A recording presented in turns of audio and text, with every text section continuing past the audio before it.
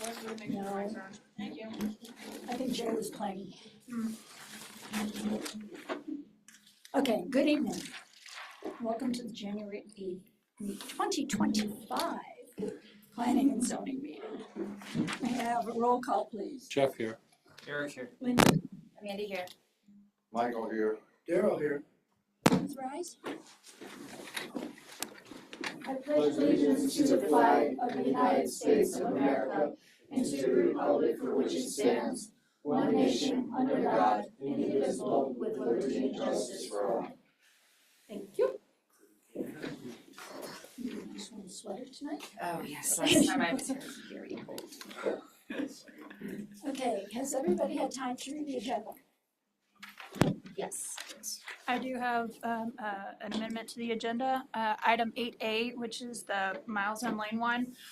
Public notice wasn't posted correctly by the applicant, and so that is going to need to be withdrawn off the agenda, and they'll need to repost for hopefully the next meeting. What is that? 8A. 8A. Oh, okay. Okay. Anybody else? May I have a motion, please? I make a motion to approve tonight's agenda. May I have a second? I second. Motion by Michael, second by Amanda, all in favor? Aye. Approval of the minutes of December 11th. Does anybody have any corrections, changes, requests, anything? I just had a request that I spoke with Madison about that some of the questions and answers that we got at that meeting that were very well explained and appreciated, that she attach whatever she feels is necessary. Is that what the previous conversation was about? Okay. I will summarize the questions submitted and the answer responses given and add those to the minutes. Thank you. Thank you. Anybody else? May I have a motion, please? I'll make a motion. Go ahead. Go ahead, Amanda. No, you go. I'll second it. I make a motion to approve the minutes with the amendments that Michael has requested. I second that motion. We were waiting. I know. Motion by Jeff, second by Amanda, all in favor. Aye. Aye. Does anybody here tonight have a declaration of conflict of interest? No. No. No. Okay, is there anybody in the audience who has public comment for something that is not on tonight's agenda? I have no raised hands. Okay. And no special presentations. No special presentations. Therefore, we will jump to design review and land use public hearings, 161 Main and 161 Nelson, conditional use permit, and design review for new commercial building. Madison, are you presenting? I am. So real quick, before I start getting into the actual meat of the application, you'll see before you a handout with 3 different definitions, one for conditional use, one for conditional use permit, and one for manufacturing light. And I'd like to go over those before we get into the actual application, per request of the Madam Chair. So conditional use, it was in front of you, it was with the public comment. Oh, I'm sorry. Oh, Daryl. sorry. Found it. So conditional use means a use listed in the character use area use tables and permitted upon approval of the town council upon showing that such use in a specified location will comply with the conditions and standards for the zone and location proposed. Conditional use permit means a use permit issued by the town stating that the conditional use meets all the standards and conditions set forth in this chapter. Manufacturing light means an establishment engaged in manufacturing, assembly, compounding, processing, packaging, treatment or distribution of projects, including primary product production from raw materials or production of services, but excluding establishments which produce or emit toxic or noxious gases, odors or fumes, excessive noise, vibration or electrical interference, or similar substances or conditions onto adjacent or other properties, or dangerous to the comfort, peace, enjoyment, health, and safety of the community. So those are the 3 most relevant definitions to this application. And I apologize that those were not in the actual staff report, but hopefully that was helpful going over them. So getting into the meat of the application, this is an application for a conditional use permit and DRB together for a new 3,597 square foot distillery, which is why it's labeled or is having to go through the conditional use permit process because it does fall under light manufacturing within the Old Town 100 Block A zone district. So it's 2 levels measured to the midpoint of the roof, 23 feet above proposed grade, which is obviously well within the 35-foot allowable within the 100 block.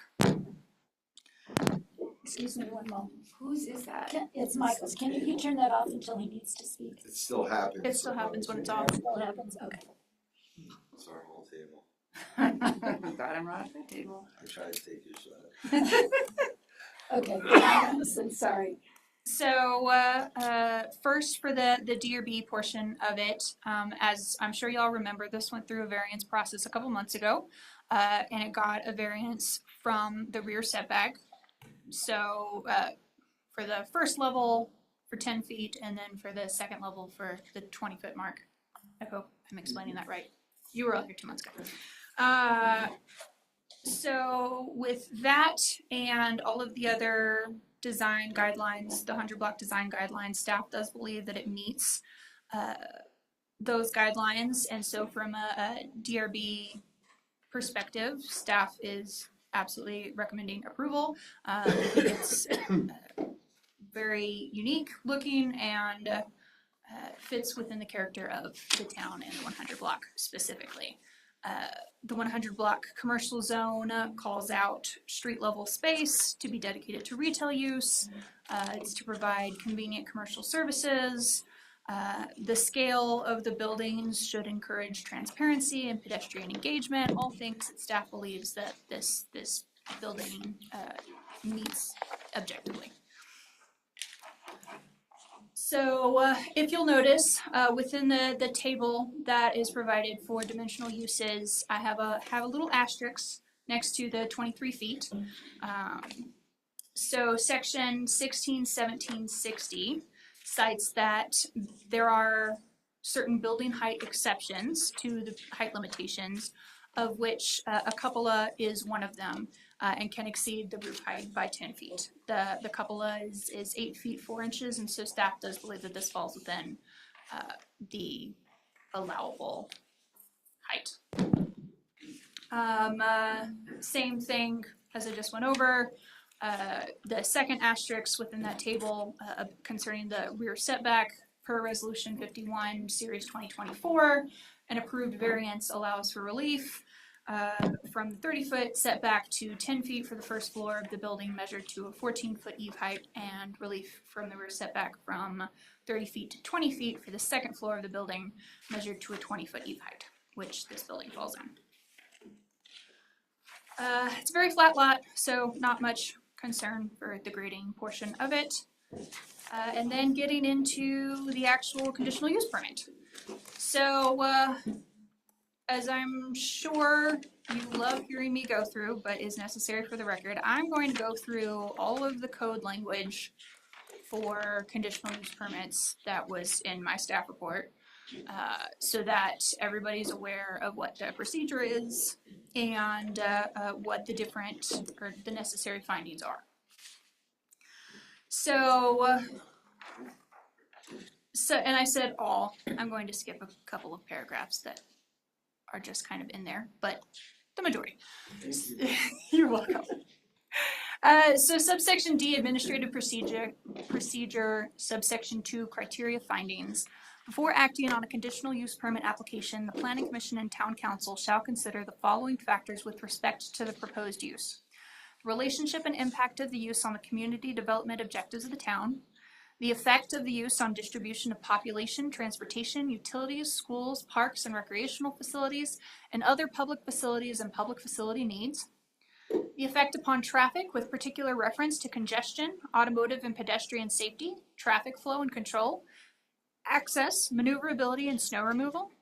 The effect upon the character of the area in which the proposed use is to be located, including the scale and bulk of the proposed use in relation to the surrounding uses, the amount of noise, lighting, and glare, dust, and compatibility of the use with the character area it is in and surrounding areas. Necessary findings. The Planning Commission and Town Council shall make the following findings before making a recommendation or decision that a conditional use permit be granted. That the proposed location of the use is in accordance with the purposes of this chapter, the community plan, and the purposes of the zone in which the site is located. That the proposed location of the use and the conditions under which it would be operated or maintained will not be detrimental to the public health, safety, or welfare, or materially injurious to properties or improvements in the vicinity. And that the proposed use will comply with each of the applicable provisions of this chapter. And as a side note, if and when y'all make a recommendation to the town council, if y'all could specifically cite the necessary, or not necessarily cite, but reference the necessary findings in the motion made. Staff would appreciate it as a matter of record. And so going down through staff findings and analysis, you'll notice that I cited multiple different things from the community plan, such as objective 2.1, which talks about redevelopment and growth, as well as economic development. Objective 3.3, which is to pursue land use changes that support Minturns' tax base and economic growth. And then, objective 3.6, to ensure that the town's zoning and development code supports and encourages commercial development and redevelopment in key commercial districts while preserving historic character. Furthermore, staff went through and provided responses to each of the different criteria / findings, such as staff gave a response on distribution. So because it's the 100 block, it's a commercial area, there will likely be people, obviously, we hope that people will be visiting the business. And so that will likely have impact on transportation, things like that, but no more or less than we expect from people visiting other restaurants or businesses in the area like Magusto's or Thai Kitchen. Same thing with effect upon traffic. Again, people will be coming in, people will hopefully be walking down the sidewalk.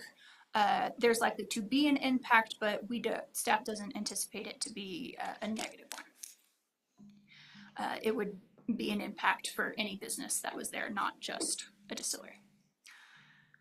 The effect upon the character area, staff doesn't believe that this will have a negative effect. This falls within the 100 block design guidelines.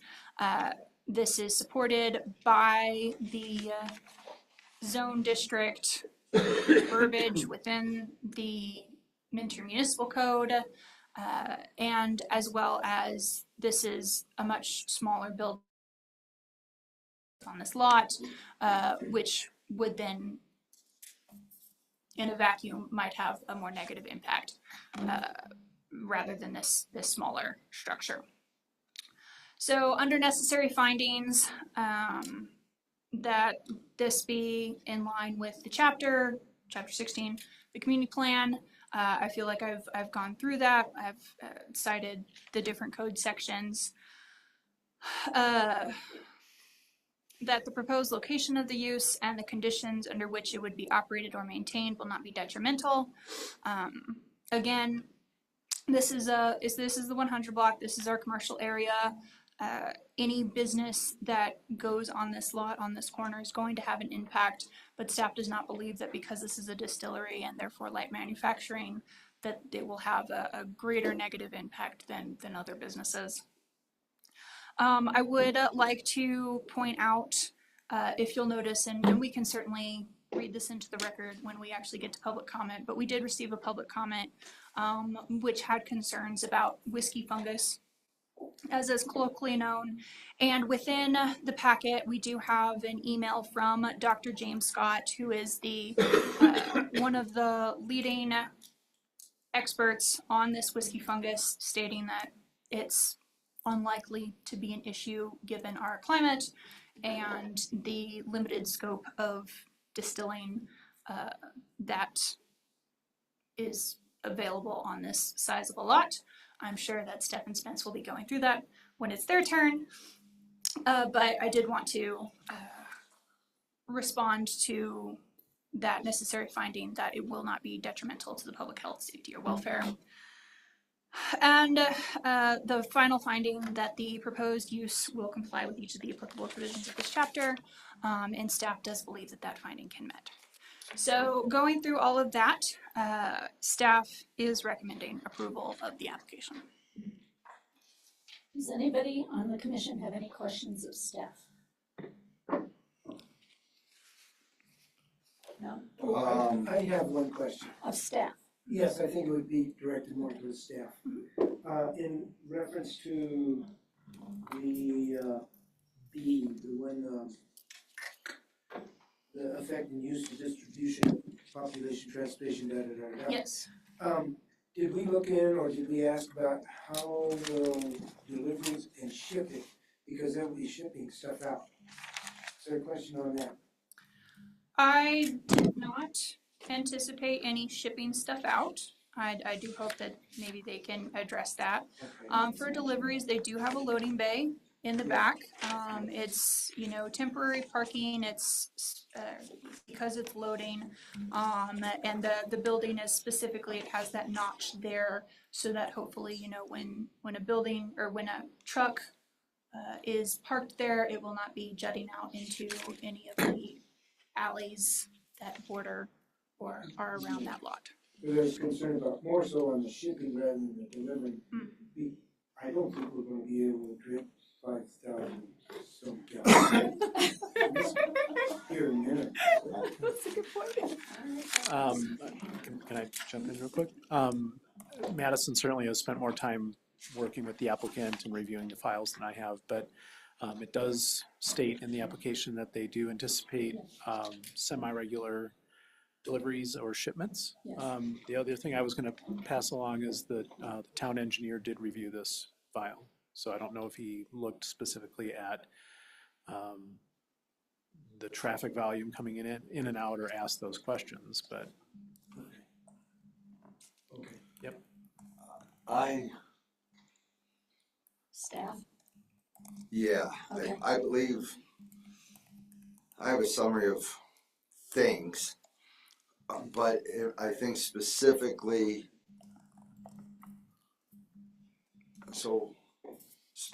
specifically, the first part of it is I believe the first part of it is a section.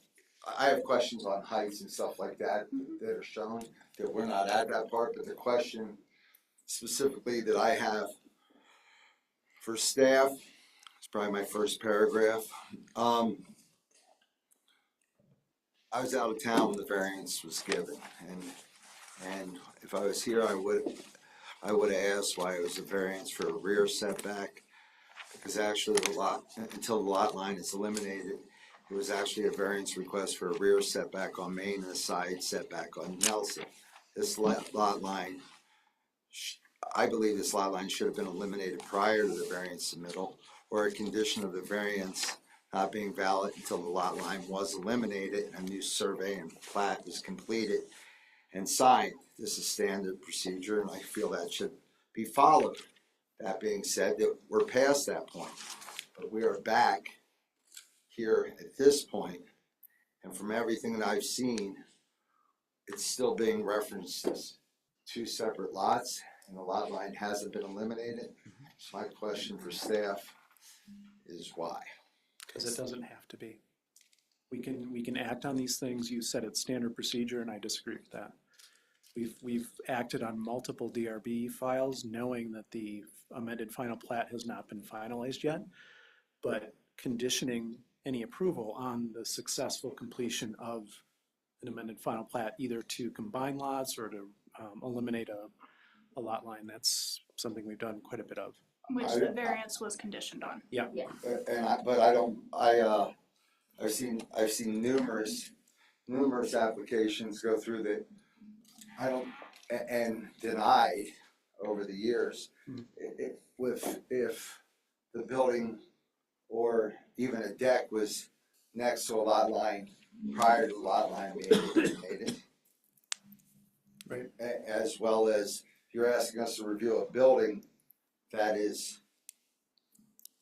over 2 lots and it's not even one lot. So it's a simple question. Yep. Not your, like, I heard your answer, but the simple question is, doing that isn't a huge ordeal and usually it would be done, I believe. It is being done. Right. We don't have an approved plat yet, so that's what I'm saying is your staff, including your town attorney, for at least the last few years have gotten very comfortable with conditioning DRB approvals on the successful completion, the approval and filing a recording of a plat before a building permit is issued for a building that crosses property line or any other improvement.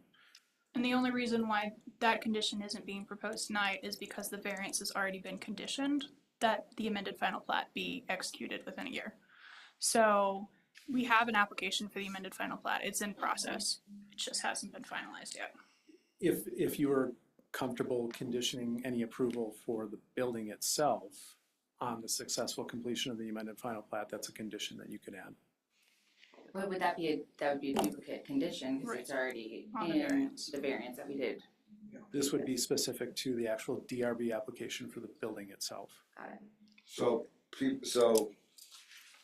our new rules, just so we're clear for anybody listening or in the future, our new rules is regardless if people with quiet titles on the river and people with this and people with that, regardless if the lot line's eliminated, they don't have to set back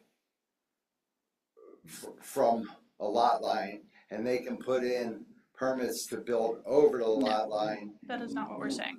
That's It's not the same thing. No, It's not. we're saying that you can condition it to that this has to happen before they can pull the building permit, but we won't issue the building permit until it's been done, but we can still process the DRB permit in the meantime.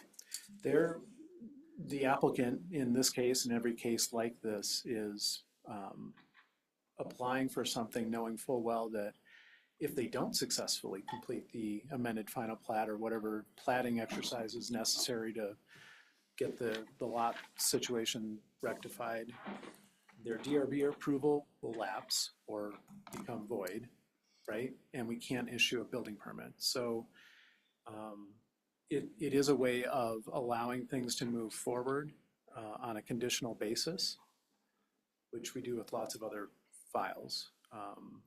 So I'm not, rules have changed. I don't know if things have been interpreted differently in the past or under a different town attorney. I don't know, but It's possible. yeah. It's possible. I mean, we are covered, we're covered. The town is not going to be liable or get sued for giving development rights for something that can't be undone. That's not what we're But saying. we actually have a valid current survey Yes. showing both the parcels. Yes, When we also, we get to that, when I want to ask a question on something else, and we can put it on the screen later, okay. if that's possible. At what point do the commissioners on planning and zoning be made aware of the fact that the plat has been settled, that the line is gone in the final plat? I'm not sure that you would. May I If you, request that we are? Yeah. Okay. you know, if That it should gets help approved, the next step for the applicant is they apply for a building permit. Those are usually things that we don't necessarily. So if the application for the building permit comes in, we would know then?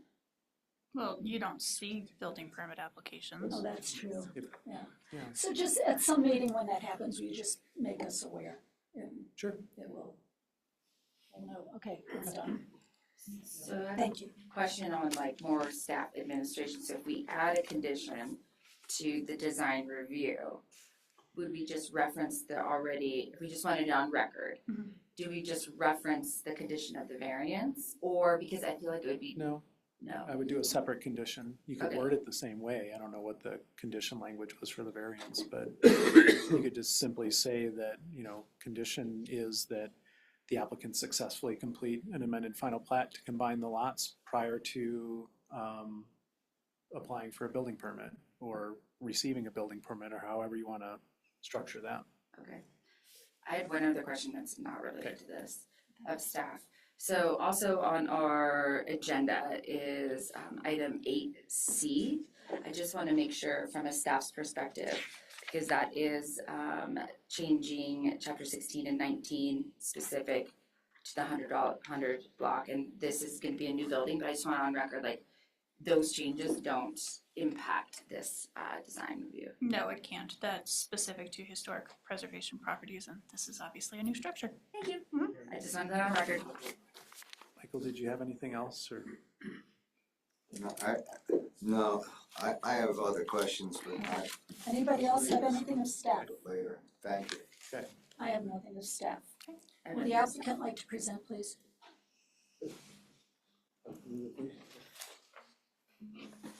Good evening, my name is Robert Creasy at 453 Pine Street. My office is at 105 Williams. Thank you to staff for all the work you did to prepare this. I really appreciate the time and consideration you've given to it, and thank you, commissioners, for taking your time to review it as well. If we could you please pull up page 89 in the packet? Yes.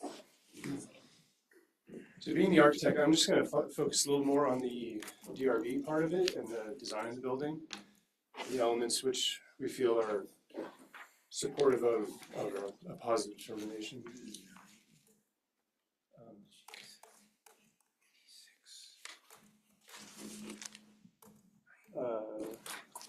Maybe a couple of pages earlier than that. 89. One more.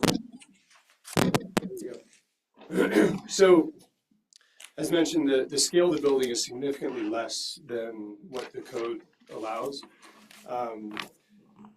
And in particular, the larger volume of the building, the two-story portion, is 25 feet wide, which kind of fits with that requirement in the code to have buildings massing reflect the historic lot sizes of 25 feet. And it just sort of, it's somewhat driven by the code as well, and that the setback next to it is part of the code requirement. The storefront glazing in the front is all the way around very translucent, trying to bring activity to the street frontage.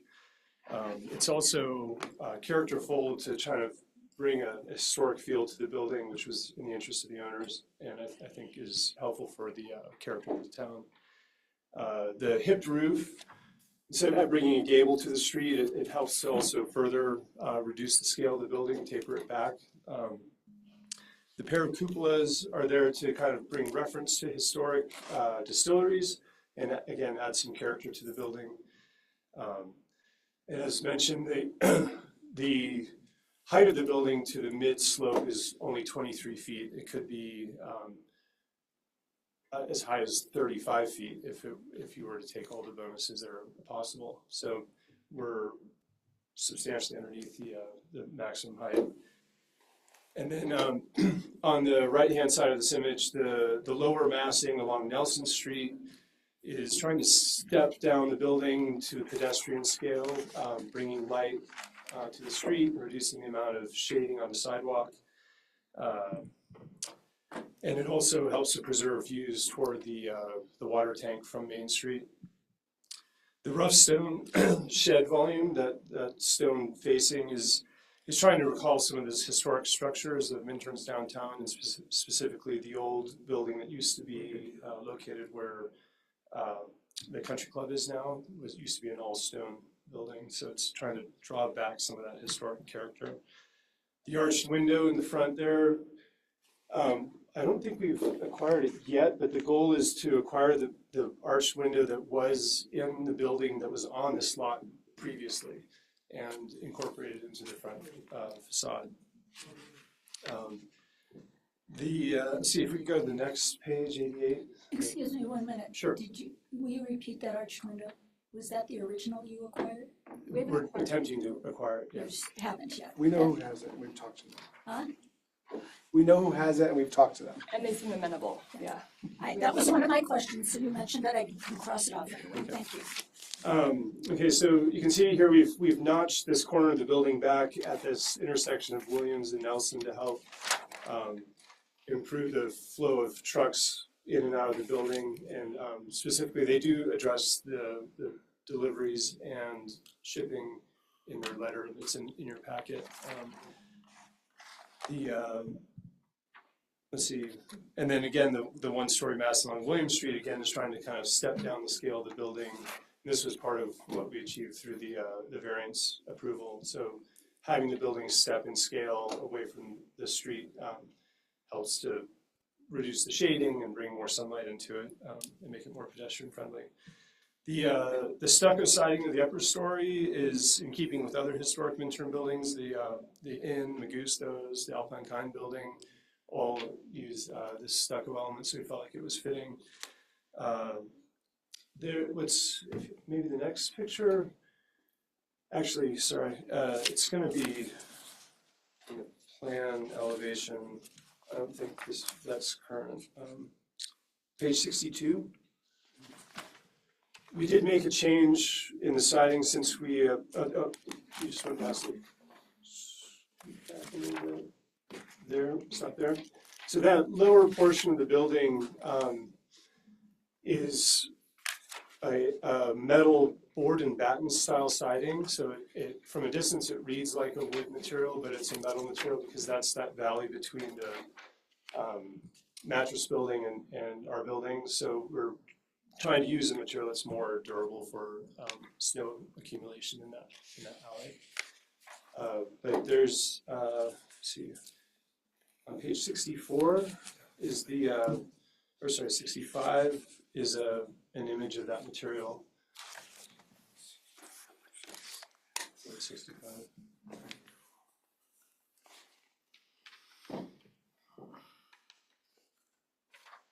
It's not represented in these three-dimensional images.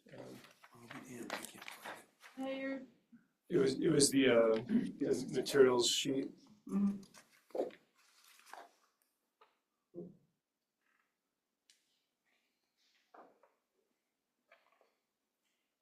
There you go. So I don't know if you can on that at all, but it's a Kynar coated metal. It's a matte finish, black that has an appearance of a board and batten, like a wood siding, but more durable. And then let's see if we could go to the site plan, which is page 59, I think.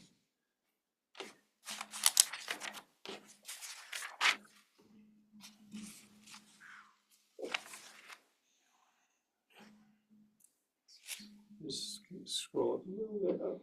There we are. So you can see the two corners of the building, the northwest and the northeast corners. One is the loading dock, the other is the public patio, and both of those are going to be landscaped with pavers, so that cobblestone type style pavers, so that it has a more public feeling. And we assume that the loading dock will be actively used during Saturday markets and then that front patio area, both of which through the distillery process there will be a lot of excess heat, so they're hoping to be able to do ice melt on that without using fossil fuels, just with the waste heat from the distillery processes. So and actually if I could just touch base briefly on some of the characteristics of the building that I think help to mitigate any of the conditional use concerns that someone might have for a light industrial building. It is going to be a fully fire sprinklered building, which is a requirement for a distillery process. So there's protection of fire from within. Because the mattress building is only a foot from the property line, it's not a 5-foot setback there.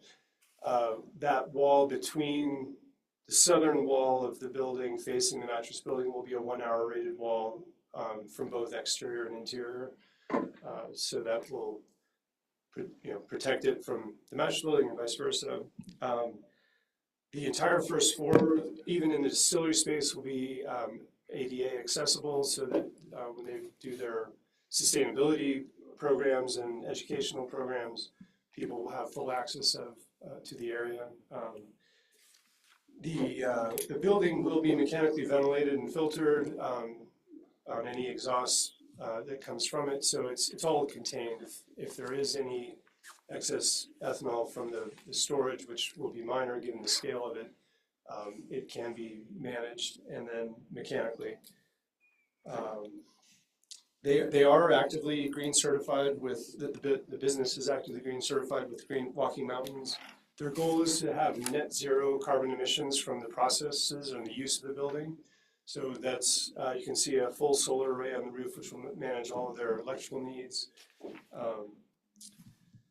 And as I mentioned before, they're going to reuse any of their process waste heat, both for building conditioning, snow and ice melt, and there may even be excess to help with the ice melt on, or melting the ice that's on that slope of Nelson Street, which causes a lot of concern for people. And then lastly, any carbon dioxide produced from the distillation process, Stephanie's working with Colorado State University, CSU, with a carbon capture system. And so there would be no off-gassing of carbon dioxide from the distillation. So these are elements of the building which help to mitigate any part of the light manufacturing component of conditional use. Does anyone have any specific questions about the building and building design? Is it cupola or cupola? Cupola? Cupola have a functioning purpose or just a design purpose? It's mostly a design purpose. They will have windows at the top to bring light into the middle of the space to help improve the daylighting. And if you look in the elevations, you'll see that we have high windows, high clerestory windows on both sides of the building. So we're hoping to minimize the electricity use by through daylighting. On page 63. But it really is sort of symbolic of distillery. If you look at any pictures of any Scottish distilleries, they always have these. They're actually called ventilators. They were used to ventilate the malting floor. They won't be malting, but that was their historic purpose. Was I have a question. sure. First of all, nice to see you, Robert. Nice to see you guys.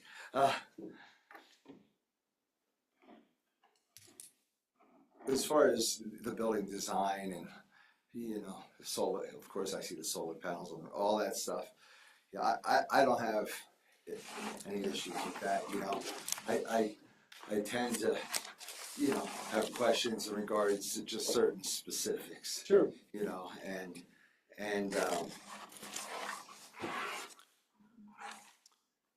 the lot line was a big concern of mine.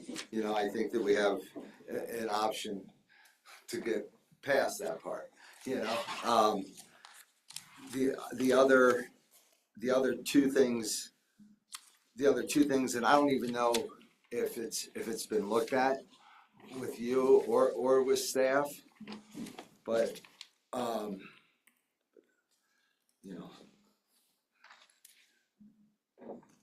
let me back up. The design's great, the applicants are great, okay? They're good neighbors, it's tough to ask tough questions, okay? But that being said, the basically two things. I don't know if it's been looked at as far as your 15-foot clear vision on both your intersections, if that's been done. I think that it's definitely questionable. I've seen people not allowed to have parking spots in those areas. So I just from past applications, Right. okay? So I don't know, and it's the stuff that I get on paper, I'm not a great computer guy, so it's hard to see. So that's something that I had a question on, is if that's been addressed, combination question for you and staff, and if not, if we could show that. And then the only other thing, down to specifics, your variance condition, to my understanding, in resolution 51/2020, your variance condition, 10-foot 10 foot to 14 foot. And in the drawings, it shows a 10 foot, it's 11.9. And 11.9, and that's, that one was, the other one being 18 instead of 20, I don't really care about the other one. I think that that specific one had to do with trucks turning around and stuff like that. So I misunderstood that. the reason for the 14 is, so it's this zone, right? It's 11.9 here, but it's a roof sloping upwards. So the roof, before you get to the 20-foot setback, is 14 feet high up here. What page? So actually, if, maybe if we go to the elevation. Can we go up page 80? Actually, before you do that, just scoot back again real quick, just to address the setbacks. I mean, the view, so this building is at the 15-foot setback from the property corner. So effectively, the clear view is 15 feet square across that corner. It just means that there's nothing Correct. built that's higher than 4 feet in that zone, and there's nothing more than a public bench there. Similarly, back here, the 15 feet would be here. There's nothing at all except just driveway. And staff loading dock reviewed there. that as well. The loading dock is in that zone, but that's a very intermittent use. And I'm not sure, is the 15-foot view only on Main Street or is it on every Any street? corner, isn't it? Corner, I can look that up, but we also reviewed that as well when we reviewed the plans. I'm sorry. We reviewed the 15-foot clear zone when we So the reviewed. clear zone's good. I believe so. Even. So Madison, if you could scroll up to the elevation, I could just address That the. page, yeah, we have a page here. What was that page we were talking about? So we're 11.9 here, but as you get up higher, it's almost 14 feet at this point. I'm gonna walk up here because I'm half blind. Sure. Literally. So in this zone, from 10 feet to 20 feet, we can go up to 14 feet. And so it's 11.9 at this eve, but the roof is higher at this But point. this, the 10 foot ends here, the 10 foot ends at the, doesn't the 10 foot end here and then this Yeah. comes down to 11.9? Shouldn't that be at 14? The 10-foot setback is what we're not allowed to encroach into except for an eve. So the question is, we were encroaching from 30 feet to 10 feet. So in this zone, from 20 to 10, we can go up to 14 feet in this portion. And then in this portion, we can bump up to 20 feet at the eve. Oh, yes, because and like I said, the reason I come up here and ask is because I might have misread it. I wasn't here, okay? But I thought the way that I read it, I thought that this, I understand that this drops down into the, whatever, the overhangs in the setback. Right. I got that part, okay? So the 10 line is this wall, and I thought the intention of the 14 foot on the first 10 foot was that this was 14, like technically say the bottom of this was 14 foot in case people were turning around, since that hangs into the 10 foot setback. The way I read it was that the bottom of this was 14 and not 11.9. Okay. I don't know. So it's just, it is allowing us Answer to, that? it's allowing us to go up to 14, but it doesn't mean we have to go that high. Oh, the variance, that's a question for staff. The variance isn't a 14 foot minimum? It's a maximum. Okay. Yeah. See? I had to ask. Any other questions? That's a good answer.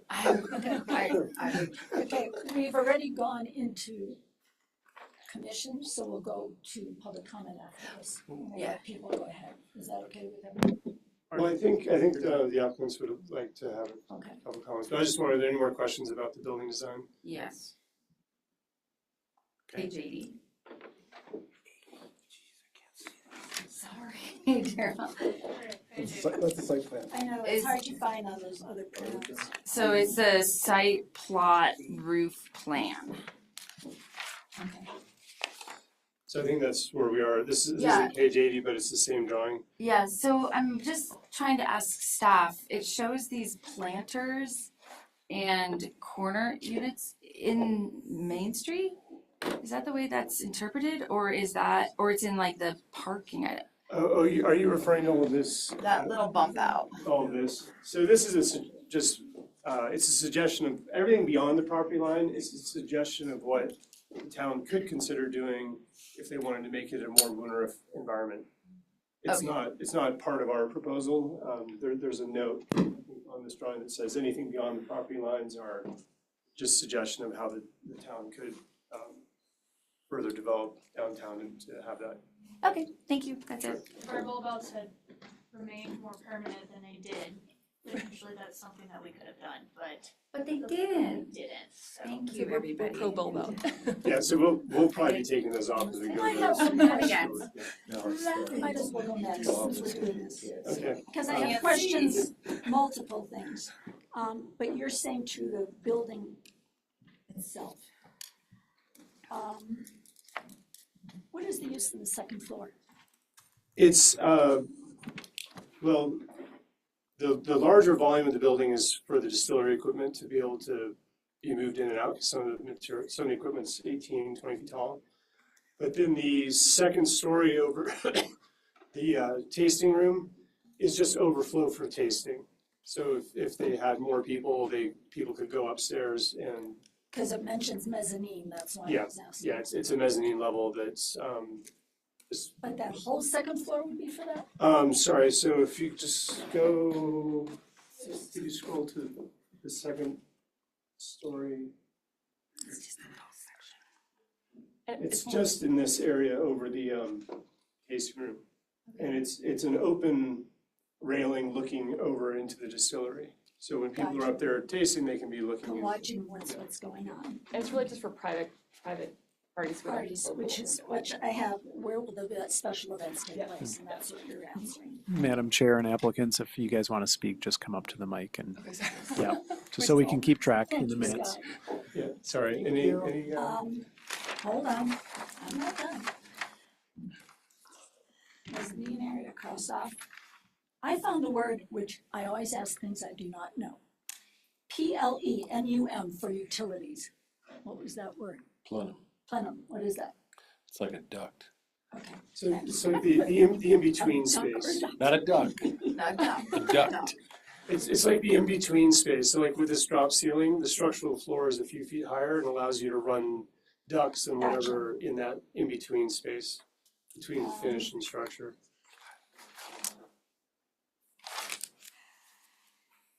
Just checking I've got everything relating to the building. Yes, that's it relating to the building. Do you have anything there? Jeff? Okay. Can we come up together? I was just gonna do the deliveries. Oh, yeah. Spencer Valley, So no. 161 Dane, 161 Nelson, which we are in the process of Combined. combining. It is with the town attorney, we're waiting to actually get it recorded, but we've got it surveyed, it's going ahead. As far as deliveries or shipments, we will probably be shipping on small, non-articulated 36-foot trucks that will fit in that loading dock 1 to 2 times per month. That would be the next one. They go out on pallets, super quick and easy, and then it goes. So it won't be daily, It will not be daily now. I can't keep up with that. okay? I think that was all the questions for us for more building stuff. I mean, I'm ready to go. Well, just really quick, you might show page 55 has the amended plat, which is what has been submitted. It's what's in front of the county, so you can see that the process is well underway to having those lots compliant. And that was in your packet on page 55, I believe. I have some other questions if one of Sure. the owners would step up. Yeah. From our first conversation, you have increased the hours quite a bit. This was many times ago when we had an open house. Just bear with me. At that time, you said it probably would be open 12 to 6. you now have 12 to 9. I assume that's for those special evenings you have time. You might have Yes. fly time or bachelorette parties, Exactly, something like yeah. that. And now you're going to open in the morning at 7? So, which, not under a You want to conditional, get beaten, let me tell you. without, we will be talking to Bill Sherman about the DDA. He talked about morning and afternoon activities. So we are actually going to use the tasting room as a coffee shop in the mornings. And that will lead seamlessly more into the distillery stuff in the afternoons. But since that's a use by right, we didn't include it much in the conditional use permit. You're gonna have extremely long days. I'm just warning you. You may want to start slowly and increase. Okay, so that took care of that. I want to reiterate, if I had not in the past to you, the turnarounds that happen there. And that little eave on the back of your building going into the setback, watch that. The There's a hotel, planter beneath it. the hotel behind me, cars coming down William Street, have taken off the eave of that building. So it's something you really need to look in detail too. I mean, it's been fixed, but it's been scary, especially on the west corner of that, or the north corner of that building, as they come to pull out. And there are cars constantly going down that road the wrong direction. And they're constantly trying to figure out how to turn around there. So just put extra thought to that before you start building. Yeah, that eve on that hotel is actually encroaching into the right of way, not the setback. Oh, interesting. Thank you. That's been a long time. Shouldn't it be the town, post a sign, no U-turns? It's up there. It doesn't matter. People drive right out to it. It's in their window. I pointed it out to them. You're right. Sitting in the dram, people are constantly doing whatever they want, all day long. In the middle of the street. It's amazing. And we will do the best we can to mitigate it, but we also have no control over And you it. cannot exit that street Everybody. according to CDOT onto the highway at the other end. But they go in there, if they're, especially truckers, because depending how they're coming, they go in there and deliver, and then they do a turnaround kind of around the country club and come out. But it's amazing what happens. Absolutely amazing. That's what I was talking about when I was asking about the 14, because I was thinking, Getting the way that it was, yeah. I was reading and it didn't say maximum. And the way I was reading, I was thinking, oh, 14 is a good idea because no one will hit it because most trucks can fit under 14. Go ahead, Lynn, I'm sorry. No, that's fine. And this I probably should have asked of staff to clarify earlier. I apologize. And I'd like just to clarify where this is going, because I've already spoken with Scott. Conditional use permits also often have other regulations attached to them, like over by the railroad. Would you please give a little spiel on how that works Sure. and how it's going to be working for them? Yeah, so in general, your town code does not have specific standards other than the criteria and findings that Madison read through for a conditional use permit. The conditional use permits in the Union Pacific Railroad property, we develop specific standards for performance for those special use or those conditional uses, based on a process that started with code enforcement issues, which led to hearings before the council, which led to direction to staff to work with some of the operators out there to come up with a set of standards, things like fencing and screening and types of things that could be stored out there, and all these, there's a lot of them. And quite frankly, a lot of those ideas came from some of the leases. Reed Phillips was really active in helping us develop a set of standards that made sense for his business and other people's businesses. So in a nutshell, in general, a conditional use permit is specific to the property and the use, and it is what it says, conditional, which gives you and the council the ability to apply specific conditions to that use, right? But beyond that, there's no other special standards that go along with it, like the ones at the rail yard. Okay. Those are very, We also discussed the time period on, so please go into that also. there again, with any conditional use permit, the town council can limit the time that a conditional use permit is good for, or set parameters on how often that gets reviewed. That again shows up real clearly with the railroad CUPs. I think the first round of approvals was 3 years, and they had to come back for review and approval, and we would give reports on whether there were violations. That's now been extended every 5 years. But it's not something that applies across the board. Each conditional use permit, each use is specific. One of the things that you and I talked about on the phone the other day was, the fact that, for example, we require a conditional use permit for duplexes in the Game Creek character area.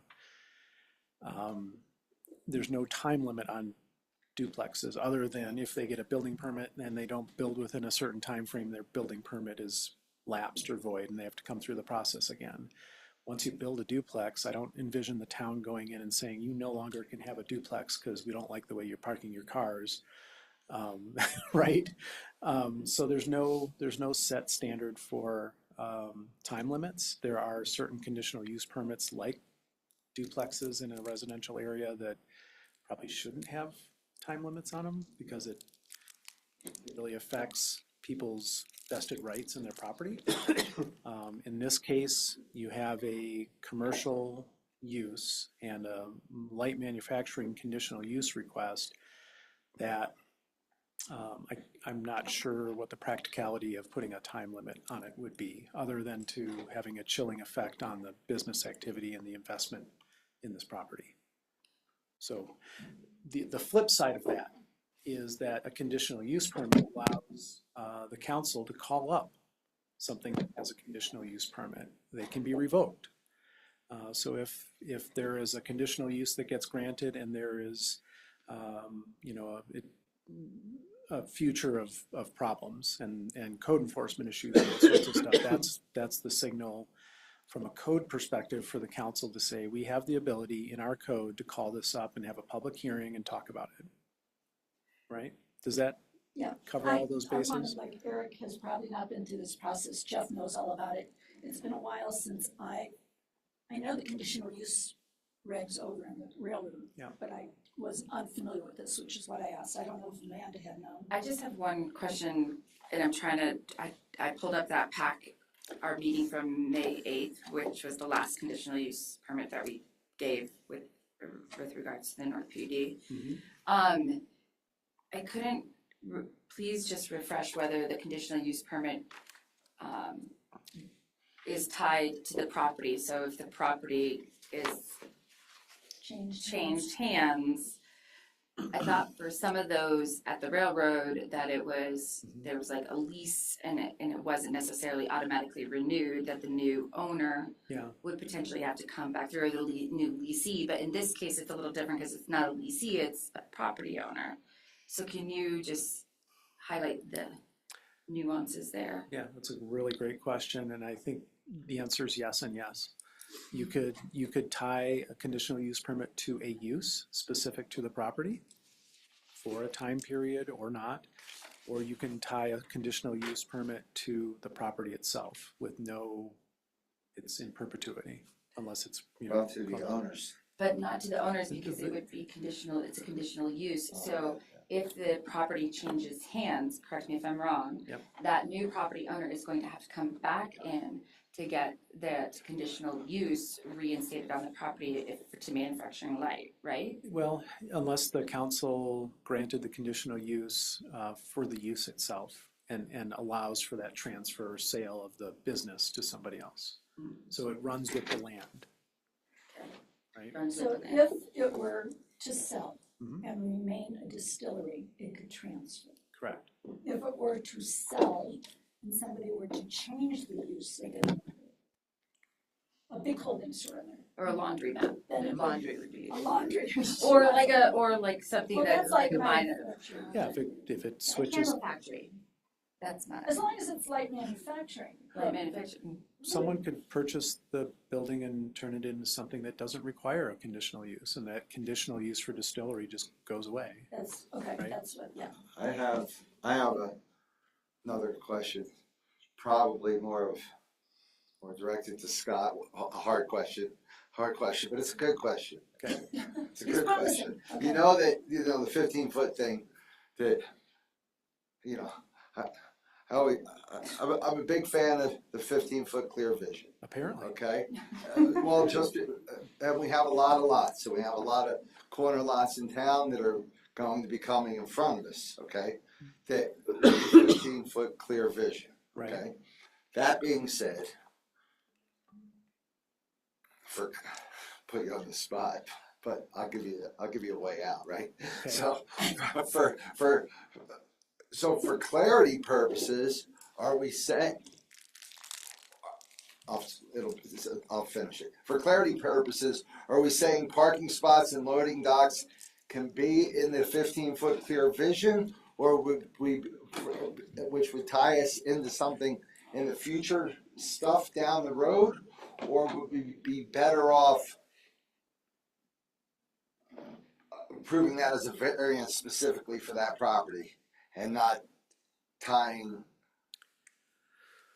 part, because some like I know other properties in town that corner lots, when they get developed, if they're on Main Street stuff, if you're parking there, like everybody sees it in town, delivery trucks come, this and that. Yeah. If you're coming around the corner and you can't see, potentially you're going to get hit. So, are you saying that what they're proposing for that specific 15-foot area? The loading dock within the, Yes. so let me read the section of code. Hopefully this will clarify it. Clear vision areas shall be maintained on the corners of all property at the intersection of two streets or a street and a railroad. A clear vision area shall contain no planting, fence, wall, structure, or temporary or permanent obstruction exceeding 2.5 feet in height, measured from the top of the curb or where no curb exists from the established street centerline grade, except that trees exceeding this height may be located in this area, provided that all branches and foliage are removed to a height of 8 feet, no more than 8 feet above, a height of 8 feet above grade. Clear vision area may also be identified in these regulations as an intersection clear zone or a sight triangle at intersections. And then it goes on to talk about the measurement. A clear vision area shall consist of a triangular area, two sides of which are lot lines measured from the corner intersection of the street lot lines. So the way Robert showed you, he's got the corners and shown on the site plan, and right? To a distance specified in this regulation where the lot lines have rounded corners, the lot lines extend in a straight line to a point of an intersection and so measured, and the third side of which is a line across the corner. So in a residential zone, the minimum shall be 15 feet at all intersections, and at alleyways, 10 feet. In all other zones, so this zone, where front and side yards adjacent to streets are required, the minimum distance shall be 15 feet or at intersections including an alley, 10 feet except when the triangle of the intersection between the streets other than an alley is less than 30 degrees. Driveway shall have a minimum clear vision area formed by the intersection of the driveway center line, the street right-of-way, and the straight line joining those lines. I agree with everything that you just said, Okay. but back to, and just so you know specifically, the house across from me, Woody's old house, catty corner for me, they couldn't count a parking spot because it was in the clear vision. Vehicles are taller than 2.5 feet. Trucks are taller than vehicles, and we have, like I said, giving them a variance, whatever. But we have a lot of other corner lots that we in the past have not allowed vehicles parked there because people can't see around them because they're over 2.5 feet. And that's not, our code does not. Okay. I agree with the code, but I don't know if you want, I don't know if you, so you want to go on record and say specifically that everybody that has a corner lot can count a parking spot on the corner? Well, first of all, I'm not reading their plans as this is a parking spot. It's a loading zone, Or a loading zone? right? Like, we give them variance for that, and then They we're don't have not to have any stopped parking spots at all. I understand I don't know that. if it's classified as. No, I mean- But somebody's gonna park there, you're gonna have to unload trucks and people aren't I gonna be able think to what see. he's saying is that inevitably, as you see how that corner functions, you're gonna have an empty space there that people are just gonna wanna park in. And I'm saying, let's not just So say, how, We can, maybe your we can enforce signage, it and we can have signage, and Right. if it becomes a problem, we can address it more Right. thoroughly. or perhaps you can put a 2.5 foot, no, the truck is the But- problem. So what you're talking about is in the residential, like across from you. Across from me in the Yeah, corner, yeah, no, I know exactly. like, they couldn't count that spot because I think. they say people can't see when they're pulling out Property. because the car is blocking it. Like, if I was backing out and they use it anyway, but Yeah. whatever, okay? But let's go across the street I don't think it's. from me on Main Street, Here. think when that gets developed,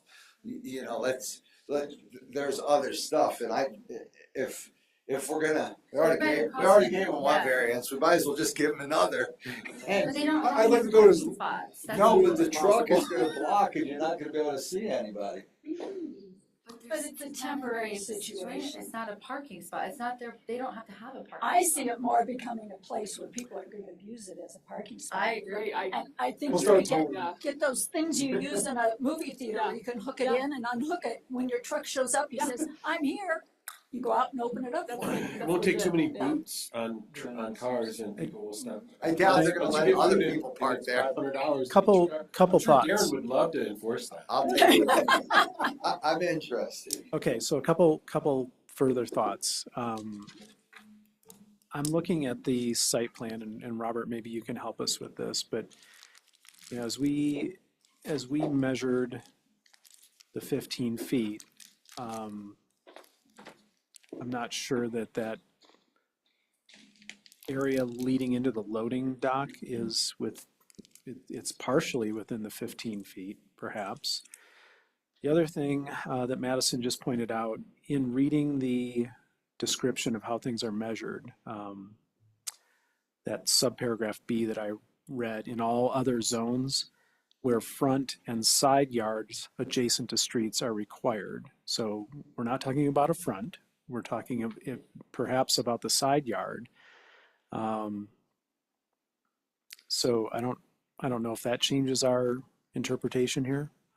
We're not talking about a intersection of I would a argue front. it's our rear. It's a side and rear. Yeah. It's still an intersection. I'm just saying is if we're gonna do it, I don't know if we should set it in stone that that's where we're standing in the future, is all I'm saying. How do we, I mean. I don't know. Cause I think it's a commercial too, like, so it's a little bit different, like, than counting a parking spot. I can see where if it's residential and you have a parking spot requirement, then that parking spot shouldn't be in that. Think about the trucks outside your house.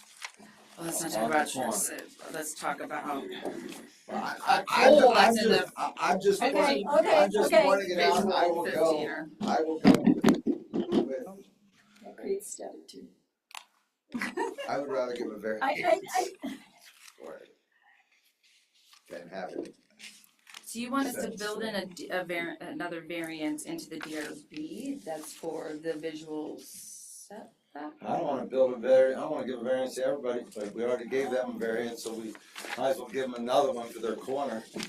Instead of setting it in stone, that loading trucks and deliveries can be set on an angle. We have a lot of intersections on Main Street in Vale with lots that are gonna end up getting torn down and getting rebuilt.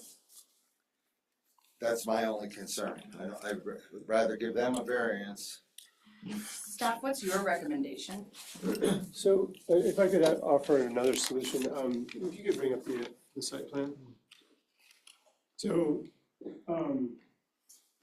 In the International Building Code, the definition of an alley is between 10 and 30 feet, and it's serving an accessory use to other buildings, so, sorry, go up to the site plan. This street, this portion of William Street is only serving the Alley G building, Homology, yeah. or Alley G, sorry. Currently, Well, and the only other possible building that could serve would be if this mattress building lot got, yes, so. That should be big. If this is construed as an alley, then it's a 10-foot clear view, which would be through the corner of the lot, not impacting the loading dock at all. So, because it's 15 feet from a street, but 10 feet from a I'm with you, I wanna come so I can see, okay? Okay. that is Williams Street though, is it not? It's called. It is. So an alley Let's is, say we roll with an alley then the clear view would be through this corner, through this corner, so, But- like but across there, you still need a truck, where's the truck park? here. Oh, the truck park's here. Yeah, this is the loading door. Oh, the truck park's here, not from this way. No, because you were trying to get off of Nelson Street.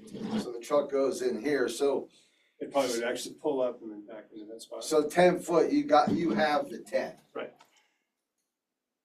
So we could construe this at being only a 15-foot right-of-way. It's closer to an alley than a street under the code. Well, and I, again, because I'm not a computer guy, I get paper packets. Sure. Looking at that, it's really hard to see on an 8x11 or whatever, because I thought you were coming in this way, Yeah. which was more concerning. It's actually, so it's from this point, so. Scott, do you have any comments? Or So recommendations. if we're gonna, Yes. if we're gonna do anything, let's call it now. Scott, go for it, please. So I think there's a couple things here. I feel like the plans demonstrate conformance with the code. And I just observed Robert and Michael looking at on the site plan, the orientation or approach of a vehicle that's going to be parking in that loading dock is one thing relative to the property lines and either 10-foot site triangle if you want to consider this to be more akin to an alley, or 15 feet. So I think if you looked at it from the standpoint of a 15-foot clear vision area, that's probably going to intersect with that driveway leading into the loading dock. You keyed in on a word, temporary, which is not supposed to be permitted in a clear vision area, and whether or not it's a parking area. I don't know if that's material or not. If it's a temporary situation for a half hour or 20 minutes or whatever it is to load a truck, how do we deal with that? I think from a solution standpoint, staff didn't identify the need for a variance, but that doesn't mean that the planning commission couldn't require the applicant to apply for a variance for this. I don't personally or professionally believe that it's necessary because of the review that we did on this and the fact that we felt comfortable that this does with the loading dock itself and the amount of paving and clear area around that corner of the building, given the intersection of Nelson Street, which is like a 40-foot right-of-way. It has very low volume traffic at supposed to be low speed. William Street, same thing. There's not going to be a lot of traffic coming in and out of that street. So those are some subjective judgments that we used as staff when we looked at this and the 15-foot clear zone. The last thing I would say is if you felt that the design meets the code, but you want to make sure that it doesn't get used as a parking space, you could condition this or recommend that they be required to provide a signage plan showing no parking, limiting the amount of time that someone can be parked there for loading and unloading. There's a number of solutions there to mitigate that problem. Okay, are they called ballards? Those things you put in and you have the rope between them? Bollards? Bollards, okay. You know, like there were some put in next to the Intern Hotel by the tenant who the owner of the building behind to define. If they had two of those in there apart with something that could be put out in between, that's what I'm seeing. Yeah. I don't think that takes a condition, does it? No, I think you just recommend Yeah. they do that. Just to I recommend. understand where Michael's going. He doesn't Yep. want to see this opening a can of worms in respect of the future on that. Right. How do we interpret? Correct. Yeah. One other thing, and Madison, we do have a definition for alley. Alley means a service roadway providing a secondary means of access to abutting property and designated for service access to the rear side of buildings. Yes, Williams is a street, Is a street. but does it function as an alleyway? I don't know. What do you think, Jeff? I think it's an alley. I think it's an alley. I think it's an I also don't agree with bollards at all. I think that bollards are to protect from other things, but the issue at hand is clear vision. And they might interfere with that. Yeah, They're I just, see what you mean. they're just, they don't, that's not what they're for. So. No, but if you're talking about keeping that space open for parking, which does interfere with the clear vision. Yeah, I mean, if it was bollards and chain across there, Correct. like you see Yeah, up on that's- by Vale where you have to have a padlocked code and to get in there or whatever, so nobody parks there, maybe that's great, but I feel like we're getting a little off the beaten path in terms of like talking about a variance for a situation which is basically non-conformance of the code. Like the potential for someone to not conform by parking a car where they're not supposed to, and the non-regulation of that. I mean, we have that all over town now because we don't. Well, we're trying to solve that. Yeah, but we don't need to talk about, I just think that that talking about putting a variance or even suggesting that you need a variance for something that is for a potential following of the code, that seems like you're opening up all kinds of things. And I'm with you in regards to potentially noting it, whenever we get to the point that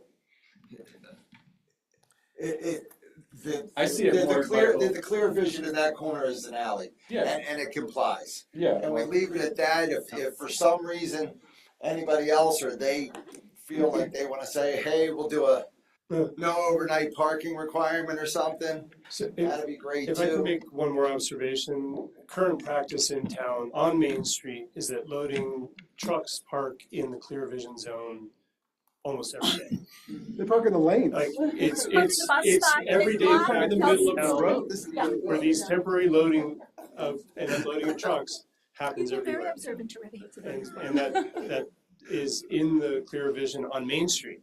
You know, so like if you're not gonna enforce that, you can't. They park in Honestly, the bus stop and You take their can't burden ramp. them with a Put it down variance for blocking Nelson's that Street. makes sense. No, but I don't mean, think this has any bearing on, it's not impacting the clear vision zone. No. Because if you look at the property corner and you look at the distance, it's huge. 15 feet, and the loading dock is what, 18 by 35, Robert? Yeah. So the truck is not going to extend into that clear vision area anyway. That I area is don't- I bigger don't than this think. room. No, I'm sure it's bigger than the No, truck. it's not. This is 10 feet. Okay. And so this is where the truck. Okay. So I know. Is everybody in agreement that we So, can leave but it if the you way it measure is right 15 now feet back with here. the promise that you would think of some signing, please? Sure. Thank Looks you. like an alley to me. Yeah, but Okay. then, hold on, to your point, like, if they sold the property someday and down the road, somebody just starts parking there, that's a problem. So how do we address that? You know, if you had a condition that goes with the property in perpetuity, that can never become a parking space, that might be more appropriate. But a variance and all this other stuff, I think that's just kind of ridiculous. It's a loading dock. It's a loading dock. And if it ever if the use of the building changes and it becomes not a loading dock, and it all of a sudden becomes a permanent parking space for a food truck, So. that would be a problem.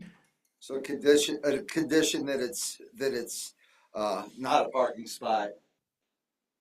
It has to remain In clear perpetuity. unless it's being used as a loading dock, which is the intended use. This is devil's advocate to that, Okay? because I've seen this play out, 20-year-old conditions or whatever, plat notes. It's conceivable that the town might decide that clear vision areas in the 100 block are useless and pointless, and they don't want to do that anymore. So they do away with that in our code, but yet there's this condition that requires that never to be a parking space.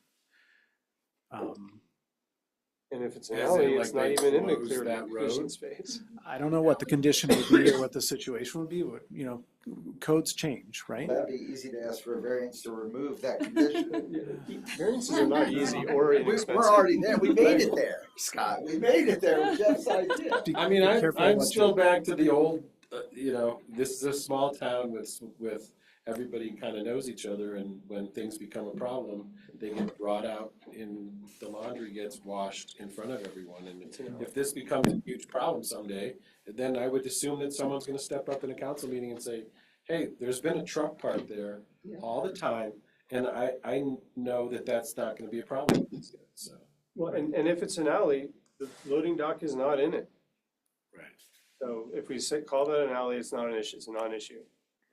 I think Does so. that take an act of God to change? And do we have to change Congress. both sides of William Street? It's an interpretation. No. Interpretation. And Jeff can figure out the parking conditions. I've said enough. Yeah. Scott's got his glasses down on his nose. Go and cross. So at the moment, we're leaving it the way it is. Once again, I am asking. Staff is comfortable with a recommendation for approval of the plans as they've been presented.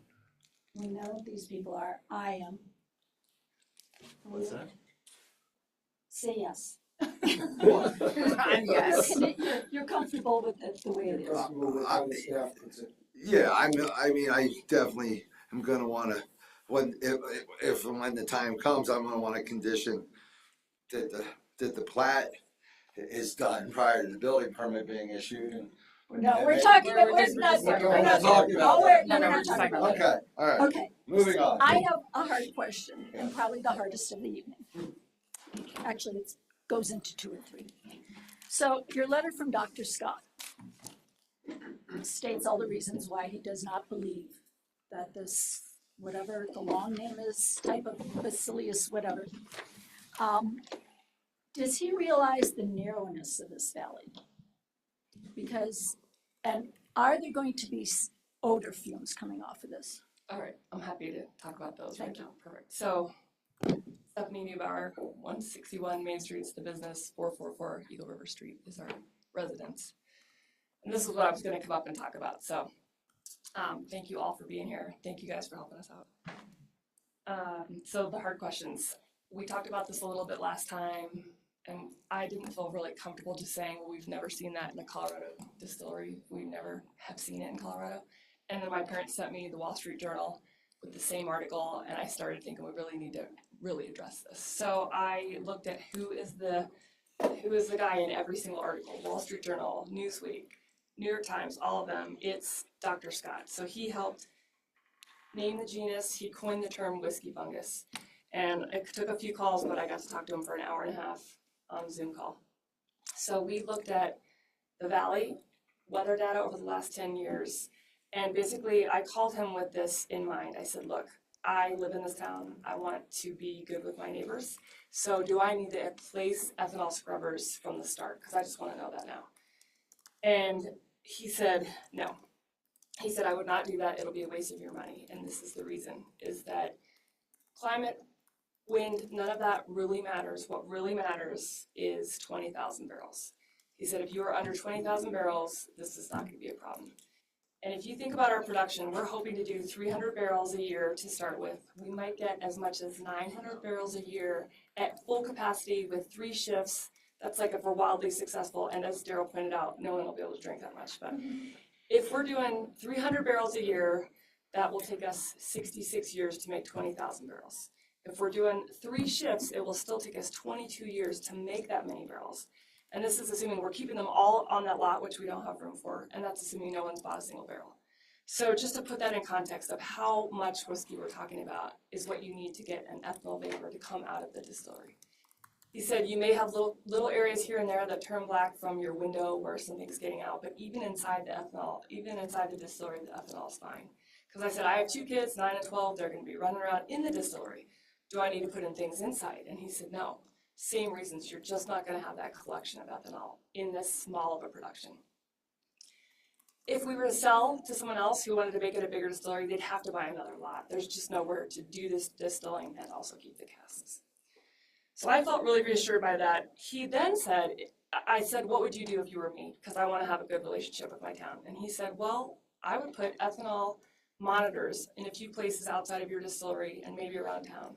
And then if it ever does start to tick up, you'll know before anybody else does. And then you put your ethanol scrubbers in and you take care of it from there. So I felt comfortable with that answer, and I still feel comfortable with that. The question about the odors is an important one too. And again, I don't want to say this isn't going to stink, and then 2 years later it stinks. Like, I don't want that. So my son and I went to Breckenridge Distillery, the actual distillery, not the tasting room, in Talnua, and we interviewed people, and I have it on video. Of course, I was plugged into my radio, so some of the audio didn't come through. But I interviewed people who were there 10 years, 14 years, and they said they've never had problems with smell. With that said, though, there is stuff out there about smells during distilling. And the main time it happens, if you look at the data from the Scottish papers, 90% of all the emissions are going to happen during maturation stage, so when it's casks. Anecdotally, the biggest time that you'll smell things is during fermentation. Fermentation, we're taking care of that because we're doing this event with CSU. We're doing a senior project where they're going to collect our fermentation, all of the gases, because it just makes CO2. The yeast plus the barley makes CO2 and alcohol. The CO2, the alcohol gets pulled into the alcohol funnel, and the CO2 is what gets released and has that sort of beer dough smell. We're going to collect all that and compound it and resell it as pure carbon dioxide to growing rooms and things like that. So it's a really novel thing. We're coming up with a way to create this for small distilleries. And big ones do it, and a winery does it in Spain. This is technology that's out there. We just needed a way to make it more affordable for a small distillery. So I really think smells should not be a problem. But we live here. If it is, tell us, and we will, we'll do whatever is, because California has these air compliance codes, and you need to go through all the same stuff. So we will always hold ourselves to a higher standard because we want to be a leader in sustainability. So I think that answers those questions pretty well. Oh, please answer. Well, you sort of answered my second one. Mm-hmm. Because my question was, is there, as there is with radon or something, somebody who can come out and check the process once a year annually for this mold?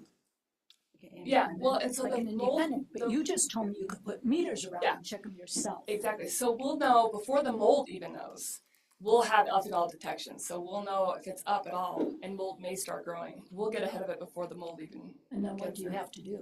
Add these ethanol scrubbers, condensers, filtration units. Gotcha. And again, it's different for us because we're a new build, so that will be very easy to contain. I just was wondering, do we need to do this before we build it? Because I want to, it's easier to do it ahead of time. But if we don't need it, I don't, that's good. so then, I'm sorry, Right. go ahead. I had a question. Well, hold on 1 minute. Okay. So then my question being is, I don't know about the ethanol scrubbers, but I would like to see you to put the detectors in ahead of time when you build. Yeah. What, and you'll catch it right away, and then you have to change the processing. Do we, as a town, Scott, then need to make that as a request of a condition that we should cover that that's done? Can I actually answer that as well? Sure, well, And- go ahead. No, go ahead. Well, I want to hear what your response is. Well, I was just gonna say that James Scott really thought that was overkill. So I just wanted to put that out there as well. What was To put detectors all over. He said, I think that's even overkill. But he could tell that I wanted to have something that I could show my town that we're doing, and so that people feel like they can talk to us about it and have data to review. I think it would benefit you in the long run with some of the people in town who have questions about this. I And completely, I don't I know the agree, cost of yeah. it. They're So cheap, then- they're like $50, they're cheap. Oh, Yeah. yeah. So then, Just hand them out to your customers. I know, right? Drink Make this. it like it's cheap. and I don't know the distance that this mold might include. Does it only go 50 feet from the building? Does it go 100 feet? Does it go 200 feet? So it really only is related to ethanol content in the air. So that's why he kind of mentioned it will only be, if you see any of this mold, that where the mold is where the ethanol content is high. And you will see that maybe, if you see it at all, because of our climate, you might see it on the edges of the outside of your windows, of the distillery windows. And the thing that I've noticed, because of where I live on Pine Street, there are days, and I don't know, in the city of Chicago, we call them inversions of the air, that rotisserie just about knocks me out when I walk out of my house with the smell. And that's why I was concerned about that. No, I agree. But what you're telling me is you're dealing with these things. The one thing that we haven't talked about are these little meters that you're talking about. And is that something we can make a condition of requesting them to do that? You could recommend to council that becomes a condition. Okay. Yep. So Okay. as far as International Building Code and NFPA goes, we'll already have the sensors inside the building per code, because if ethanol rises, the building become flammable, so there'll be a air exchange system and a measurement system already in the distillery by building code. And then can we also request, if this is to happen, that if these show progress of the virus, that They would show ethanol increase in concentration in ethanol. that they were to temporarily close down until it was repaired, or until it was taken care of? Well, the presence of ethanol, if I understand, doesn't necessarily Exactly. correlate to or cause. That's why I was gonna kind of hammer that point home, is that the presence of ethanol is the biggest factor that he said, don't even worry about this. But there's other factors, which is our climate being drier. And I said, we're not as dry as all of Colorado, so that's why we looked at the weather. And then the frost, so he says this is really much more related to dew and the fungus being inside of dew. Chicago. Yeah, and Maine Kentucky. and Tennessee, Kentucky, Scotland, for sure, France.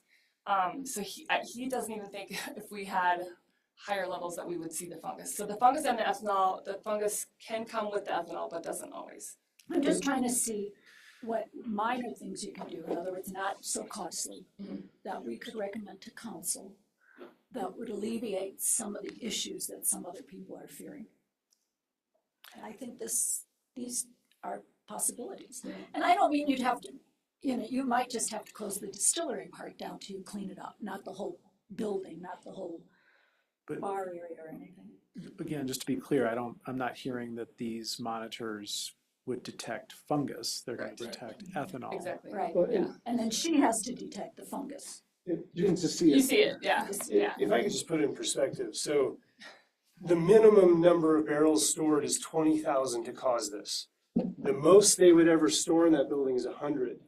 So they're I thought at you said 0.5% of the 300 required a year number. we would make. Oh, Yeah. okay, But thanks. in terms of the number, and it's the number that are It's just stored. space, yeah, we don't Yeah. have the room. So if you have 100 barrels in the building is the maximum that they can put in that building, you're at 0.5% of the required amount needed to produce this fungus in an ideal climate that's warmer and more humid. So, Robert, I understand everything you're saying. yeah, I'm it's still it's saying- so vanishingly small a risk.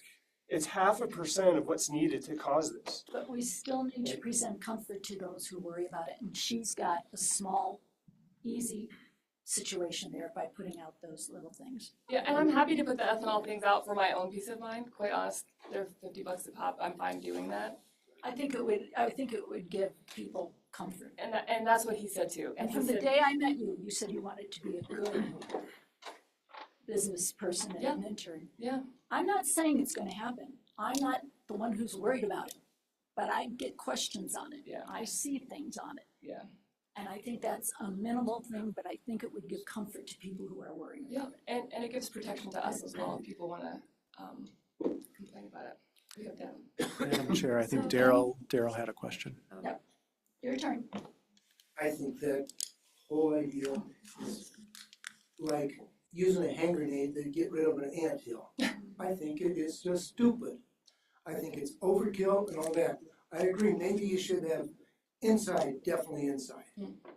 Maybe outside, I don't know.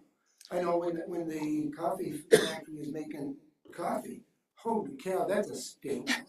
Yes. So, are they doing anything? No. Did we require anything? No. I think we're just I don't know that overkilling we this. went through the I process think of we're overkilling this thing I by agree. way too much. I agree. I also feel like I disagree with adding anything as a condition to these ethanol. I feel like we don't have code enforcement today as a town. Yes, and we do. Well, we do, but it's, I mean, come on. I mean, there's just so many other things. I just feel like, to Daryl's point, this is overkill. And I feel like I'm not comfortable adding any condition as it relates. And can I add one more thing? From this letter that was sent in today, if you read the actual letter, it says airborne ethanol has non-cancerous effects at concentrations of 2,200 micrograms per meter squared or higher, as determined by the American Conference of Hygienists. Air modeling by the Indiana Department of Environmental Management suggests a concentration of 1,300 micrograms per meter, which is a level that is not expected to cause individuals experience respiratory distress. I've read this as well, and this is regarding the MGP plant in Indiana, where they have 440,000 barrels. That's still their level of ethanol in the air, so that also puts it in perspective. I have one question.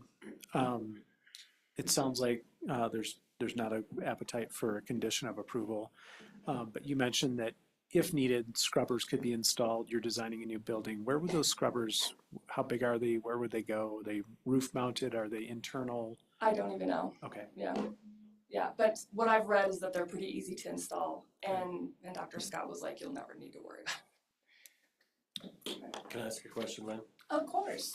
How many barrels do you produce now? 0. Zero. So the whiskey you've been making is not stored. So we source the whiskey, I buy the barrels. I see. And they go into our distillery now, and then we blend them. So we have about 20 barrels right now. And how long have you been doing that? Year and a half. Yeah, 2 years the barrels have been. Has anyone complained about a smell or a fungus? So if you can smell the ethanol, you're at the lower explosive limit. It's very, so, Now I so did. Now we're that's- talking. no, so you'll never smell it because everything goes off at a percent of the LEL or the lower explosive Right, limit. so to So Daryl's point. we're not gonna smell it in town, and if we are, then the whole town's gonna blow up. And again, we're not nearly. Yeah, we've all smelled Say the that, coffee I'm roast. But we're not even. I don't know him all that We're well. not close to any of those levels of anything. So And we're you're not gonna- monitoring for that. We're not already. gonna smell it, and everything's gonna be monitored and to building code. So to I have Daryl's one more point, thing, and this is gotta real go easy, with it's an editing thing. Yeah. On page 52, under how the proposal differs from the current use. The fourth line up from the bottom says the owners are currently in the process of abandoning and shared property line and forming a single lot line. On page 68, same area, the owners are currently in the process of abandoning the shared property line and being combined into a single lot. I don't care which one you choose that you feel is right, but I'd like to see those blend before it goes to council. Yes.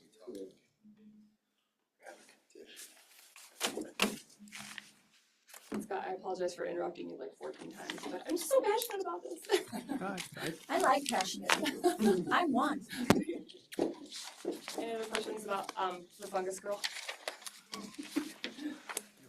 Okay, anybody else have anything? I just have one, there is one typo, It's a good name for a new band. when you send it to council. The minimum front setback is, on page 41 is not accurate. Okay. What? The proposed, front setback.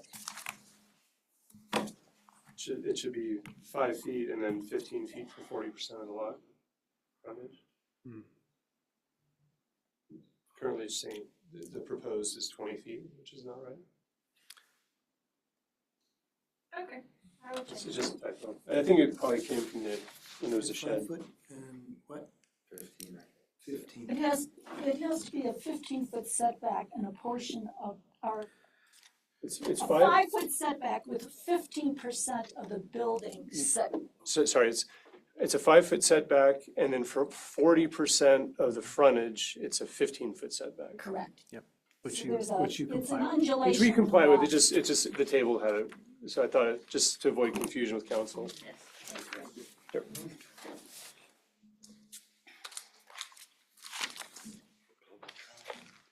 We've got the other one.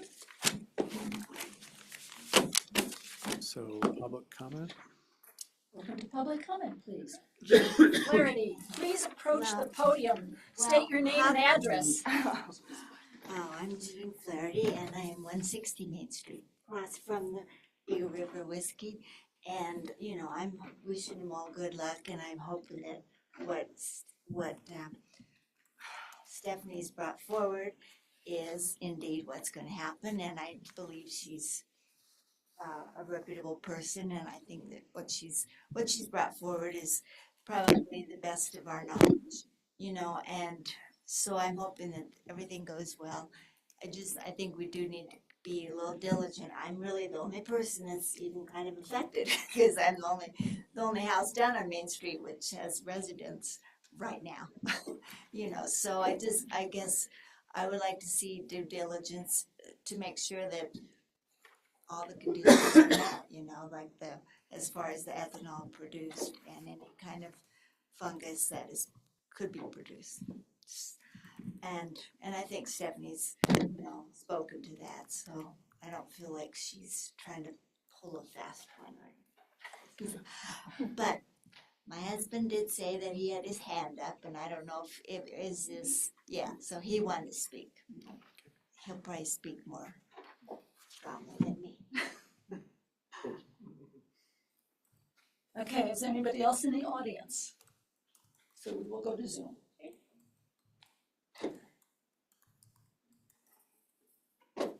Hawkeye, you should be able to unmute yourself. Are you there? Yes.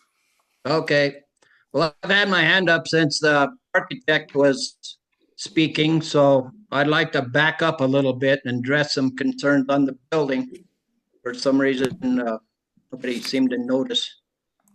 But I'm wondering why they're sloping the roof out to the sidewalk, a metal roof where all the snow is going to slide off.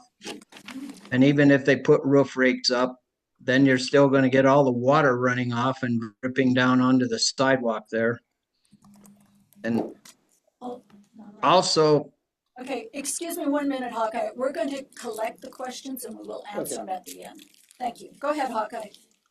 okay, and oh, I lost my train of thought. Oh, Snow and melt and water.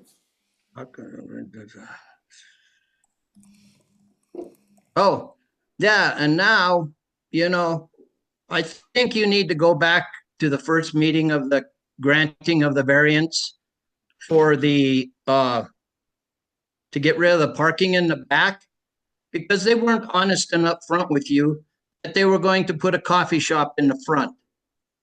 And now you're going to have a coffee shop. This thing is going to run from 7 in the morning until 6, 7 at night. Where are they going to park the cars? I would like to know where those people think they're going to park their cars. For themselves, they drive their cars down here. Sometimes both of them are down here in cars. There's no parking. Right now they park on William Street. And the bus stop is in front of their building. So the loading dock is on the north side of the building. Where are they going to park their cars? I do not want them parked in front of my house. My neighbor to the south doesn't want them parked in front of their house. They can't park in front of Bellum's because of the bus stop. Larry don't want them parked in front of his house. His renters parked there on Main Street now. I would like to know where they intend to put their vehicles, their employees' vehicles, and their customers' vehicles. Because you guys did away with their parking because they misled you that they were going to have a business required parking, the coffee shop. And I'm kind of bummed that staff didn't even mention it to you. Why did staff not bring that up to you? You know, you made a failed decision because of incomplete information, and you need to back up and redo that variance and get input on the coffee shop that they plan on putting in. For that part. Second of all, I was wondering, I do apologize for getting the letter I sent out to you so late, but as I said, I was at a funeral in Reno and I didn't read the letter until I came back and found out that the meeting was tonight. So, but it doesn't matter how much alcohol comes off of that process. If you vent alcohol, you run the risk of creating that fungus. It doesn't matter whether you create an ounce or you create 100 gallons. You run the risk of creating that fungus. And once that fungus gets established, it's hell to get rid of.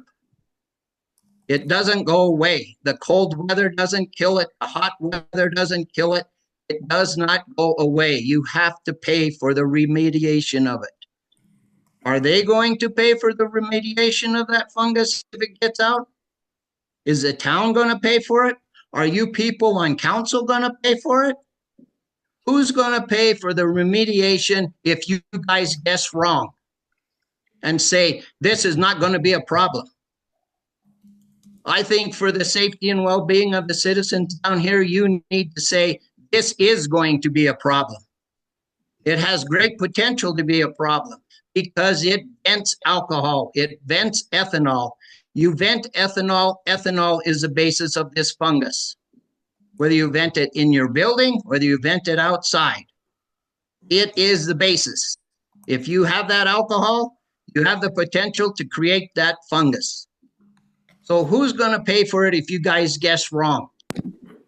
As I said in my letter I sent to you, this teeny bit of tax revenue that they're going to bring to the town is not worth the risk. It's not worth the risk to my health, my wife's health. It's not worth the risk of this thing growing all over my house and all the other buildings down here. This application needs to be denied. There are better buildings out there or better businesses out there that do not carry this potential for this environmental disaster that can be done.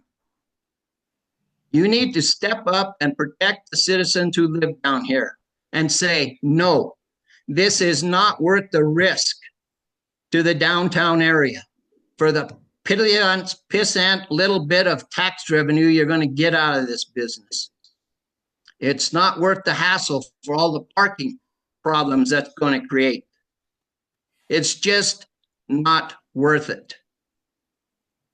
You know, and I would like to know if the staff presented any environmental impact information to you that this business would create regarding this fungus. And if they didn't, I want to know why. I want to know why they didn't tell you that this business had the potential to create this fungus. They're supposed to provide you that information. This is a health hazard. This is an environmental hazard. This is an eyesore that you're creating. I want to know why the staff didn't tell you that this business had the potential to create this.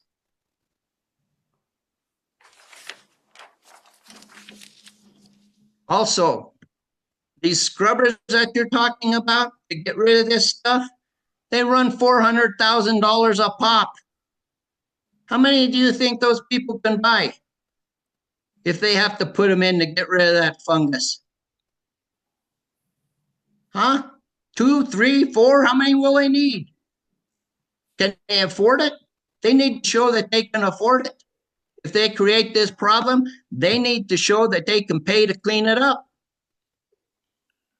And not just say, oh, this guy back east said you need to create 200,000 barrels of this stuff to create the fungus. That's bullshit. You need to create 1 ounce of ethanol alcohol. You have the potential to create this fungus. And you need to step up. This thing wasn't done right. They misled you by not telling you they're putting in a coffee shop. staff didn't give you the information about the environmental impacts that this is going to create or has the potential to create? This is not right. This is poorly done. Staff has done a terrible job here, misleading you and not providing you the information so you can make a reasonable decision. So again, I think you need to go back to the drawing board because you didn't have all the information to get rid of that parking. And they have no place to put their parking. And that's about all I have to say. As you can see, my wife and I disagree on this. So anyway, I want you to know that Frank down the street, Mr. Sanders at 142 Main Street, he's not happy about it. He doesn't want this thing put in. That's why he signed that letter or authorized me to type that, his name on it, to ask you to deny it. You need to deny this because it wasn't done right. It's going to create an environmental hazard and it's going to possibly affect the health and well-being of the citizens down here and the potential to turn everything black. The whole downtown area will be black. Thank you for your input, Hawkeye.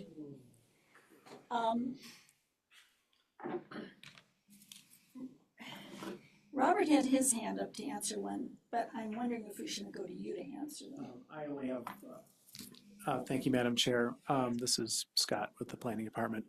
The only clarification I want to make is that the code doesn't require parking for commercial uses in the 100 block. That decision got made 2.5 years ago when we approved the 100 block design standards and code changes as an incentive to incentivize people to build buildings like this and put in uses like coffee shops and other commercial uses.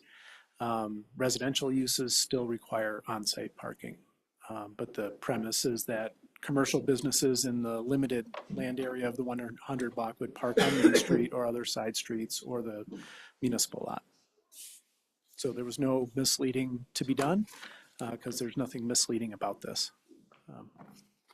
They're following the code. Correct, and that's why the condition was given. Correct. Robert, did you have something? Yeah, Or was it the same thing? a couple of things.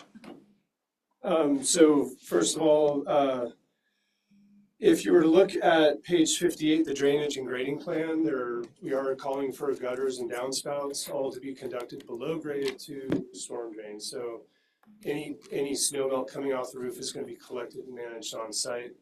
And I'm sorry that you didn't have time to review that yourself to find that, but we will be putting snow breaks wherever it's a requirement of code that if snow could shed into a pedestrian zone, it has to be restrained. So we'll be putting, that's a building code issue. The snow will be restrained, it will be guttered, it will be downspout. There will be no dripping snow ice onto the lot. I take personal offense at someone suggesting that I was misleading council or planning commission. As Scott pointed out, we were following the code. There is no parking required for commercial buildings. The extended setback on that lot was in the event that it was a mixed-use building with residential. And I think it's insulting to my clients, it's insulting to me, it's insulting to the staff, and frankly to you for accepting this, that we were trying to pull the wool over your eyes on this is absurd. You know, that we are not that kind of people, and it's frankly incredibly insulting. And then as far as a scientific, that the fungus information was not provided, it was provided. This doctor of microbiology is the leading authority on this subject in the world. Okay, so if you're going to base something on science, look at what information he's provided, which our clients have provided, which staff provided to council or commission. So to say that this information was somehow hidden from you is absurd. And to suggest that it's not scientifically based, that this will not have an effect, is also wild conjecture that has no basis in reality. So I'm sorry that there are people in town that feel this way and they're concerned about it, but I think it's really inappropriate to be insulting people in this venue. So thank you very much for your time. I would like to make the response that commission did not necessarily accept what Hawkeye said. We listened to it. I'm not suggesting, I'm directing my comments toward Hawkeye. His comments were totally out of line. Okay. Madam Is there Chair. anybody else on public? Hawkeye has his hand raised again. It's up to you. It's not a debate. I was addressing his Hawkeye, concerns. if it's the same thing that you just said, you may not repeat yourself, but if you have something different you would like to say, please say it. Still has his hand up. You know, just to answer the architect's response, I never said that they required parking. They could have used it if they would have kept it, but I asked the question and he didn't answer it. Where are they going to park? Where do they intend for their employees to park? Where are they going to park when they bring their cars down? And where are their customers going to park? I never said that they were required to have parking. So somewhere the town planner and the architect got off base. I didn't say that there was any parking required. I asked where they were going to park. And those two haven't answered the question. I'd like that question answered. I just answered that question, and the answer is Main Street, side streets, and the municipal lot. Okay, well, I'd like to see a condition put in that they all have to park in the municipal lot. Just like they have for the Molly G building. Cannot do that. Main Street is a public street, as are other public No, streets. but what he's referring to Molly G. You guys are getting off base. Well, it's a part of the conditional use for the Molly G building that they have to park. Any excess overflow parking has to be put into the municipal lot. So it can be done. It can be a condition that is put into that conditional use. For residential use. The Molly G building's not a residential use. Hawkeye, I think that's something we would have to go back and take a look at, because I know there was something there, but I don't specifically remember it, and that's something that would have to be investigated backwards. Then I was there, and I'm pretty sure that's I was what it there too, was. but I don't remember exactly whether it was a variance or it was a conditional use. It was a limited amount. The variance. It's a variance. Thank you. Was that the rest of your responses, Hawk? Because I need to see if anybody else is on Zoom. Yeah, there's no sense rehashing it. Thank you. Yep. Madison? Nope, the other person has dropped off. Okay.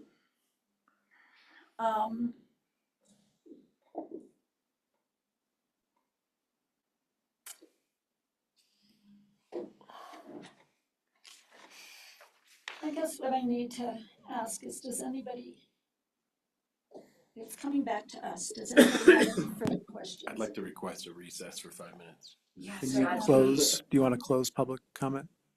We'll close public comment. Thank you. Oh, no, you're not. Stop. 2 minutes. Oh, no, Madison.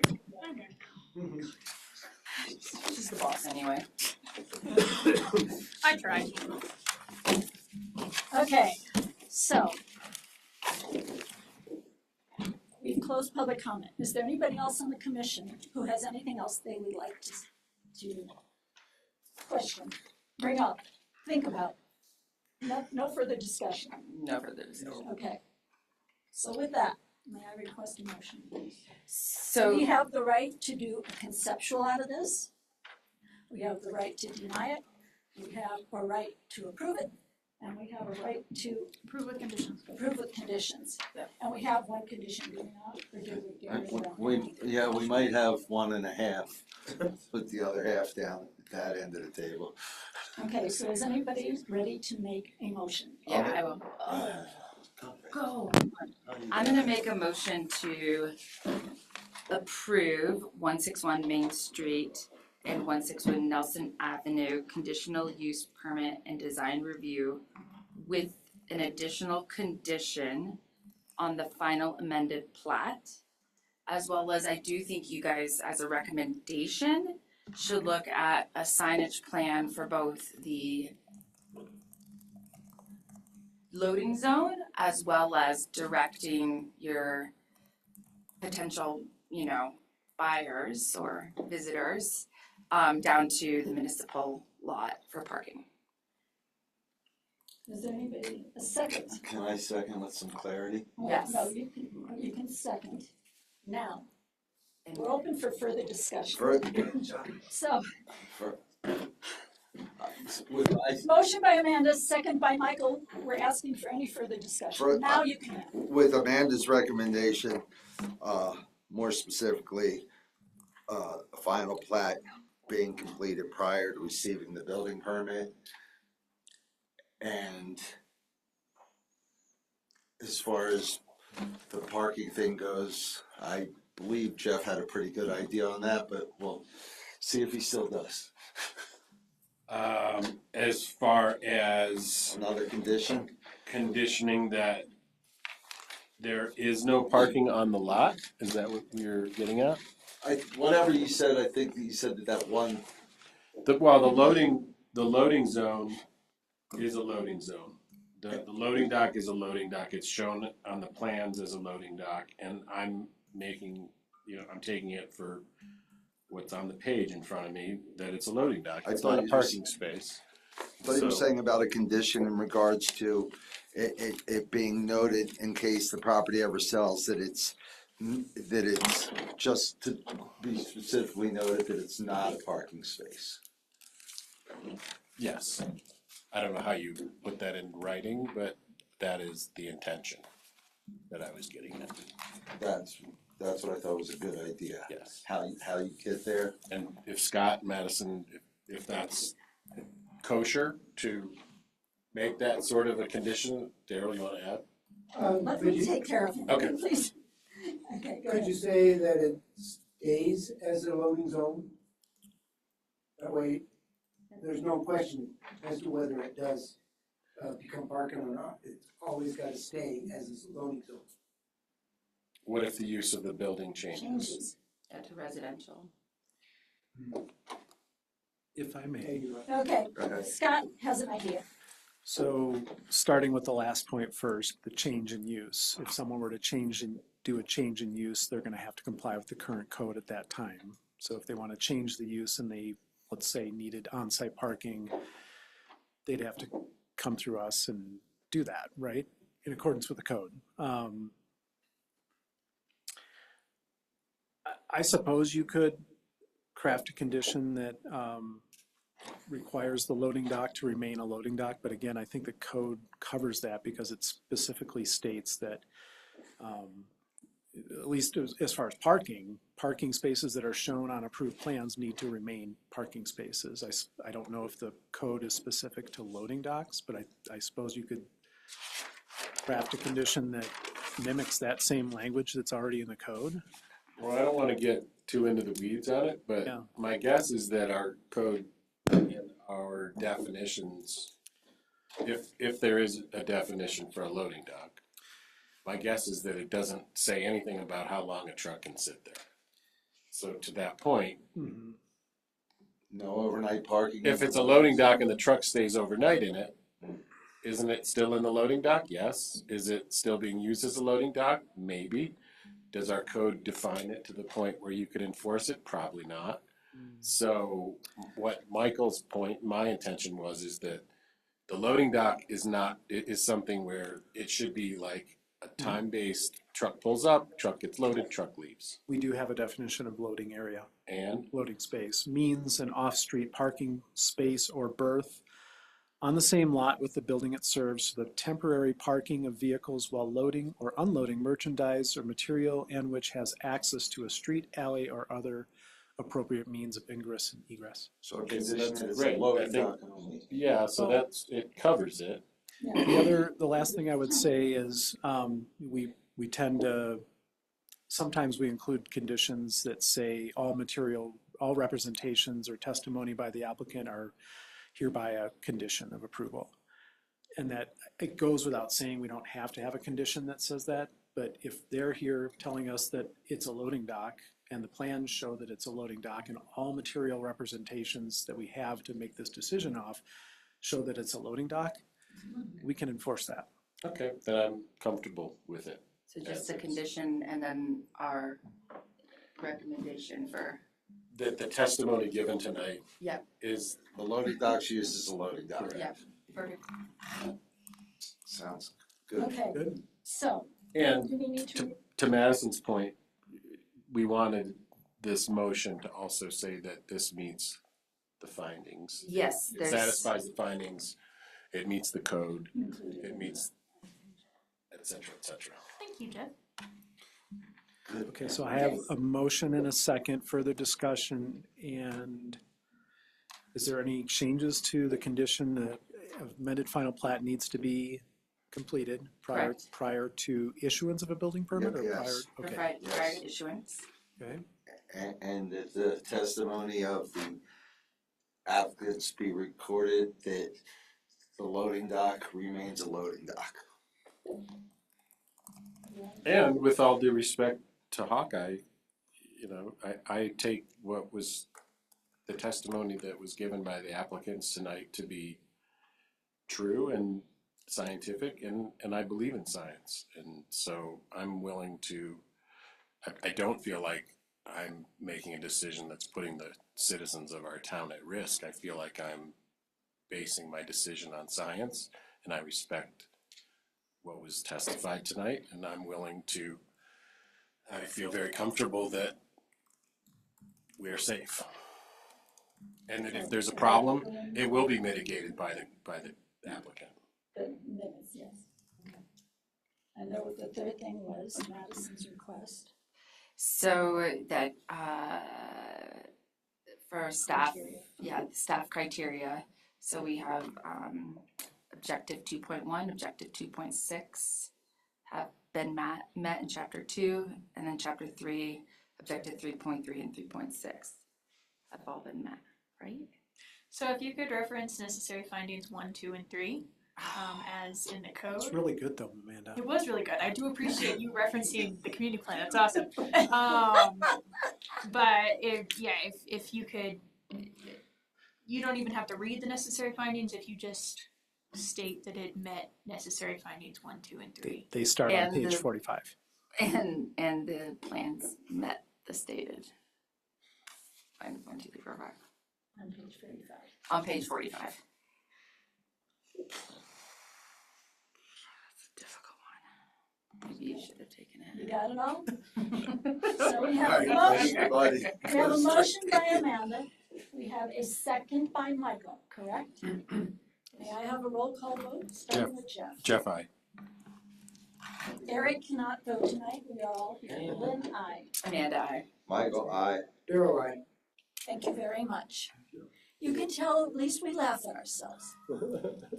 We do like each other. We work well together up here. Thank you very much. Have a good evening. Thank you.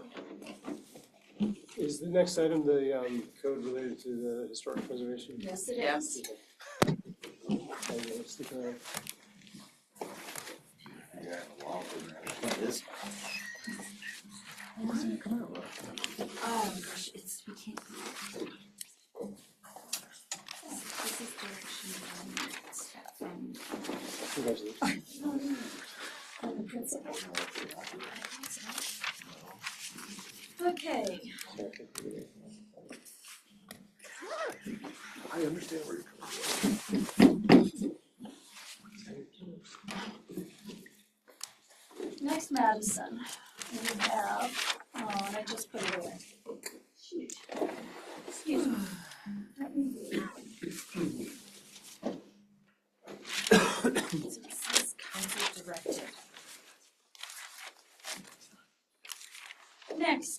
have draft ordinance, a series of 2025, an ordinance of the town of Minturn amending chapter 16 and chapter 19 of the Minturn Municipal Code. So,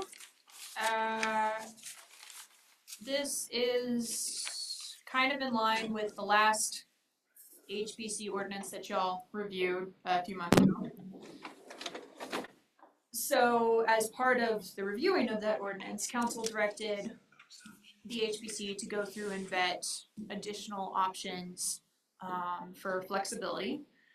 And so, as you'll notice within the ordinance, there's, essentially two different, it applies to two different chapters. And much like the last time we reviewed an ordinance that applies to two different chapters, HPC had purview over chapter 19, and Planning Commission has purview over chapter 16. It's the same ordinance. So that makes it a little bit, interesting for everybody to talk about, given that it is all in the same ordinance, but y'all only have purview over a portion of it, and then HPC has purview over the rest of it. So, in general, this ordinance is, as I said, trying to provide flexibility. The portion that the Planning Commission is over is just, there's an asterisk added to the dimensional limitations table that states that if there is a historically designated structure on the lot, there may be relief available via section 19.550. So that's all that y'all have purview over, but I still want to go through the rest of the ordinance so that y'all understand what's actually being proposed. So in section 19.490, this doesn't have anything to do with chapter 16. This just kind of provides a process for revocation of designation. We had a little bit of wording in the code before, but no actual process enumerated. So if anybody had wanted to go through that process, we would essentially have had to kind of fly by the seat of our pants. This gives us a little bit more direction. Should there be any kind of, natural disaster for the home that it goes through, and it needs to not be designated anymore, so it's no longer affected and can more easily pivot into whatever direction it needs to go in order to make that structure livable, workable again. So that's 19.490. And then you get into Article 5, 19.550, which is, the meat of this ordinance that deals with flexibility. And so this is an entirely new section within Article 5, Chapter 19, and it deals with setbacks. Now, typically setbacks would be Planning Commission purview, as a state. But this is in Chapter 19, and it is only specific to historic preservation properties. I want to make that clear. This is not something that everybody in town can get. You have to be designated historic. And to put that in perspective, we've had historic preservation for almost 2.5 years now. We have 5 designated properties.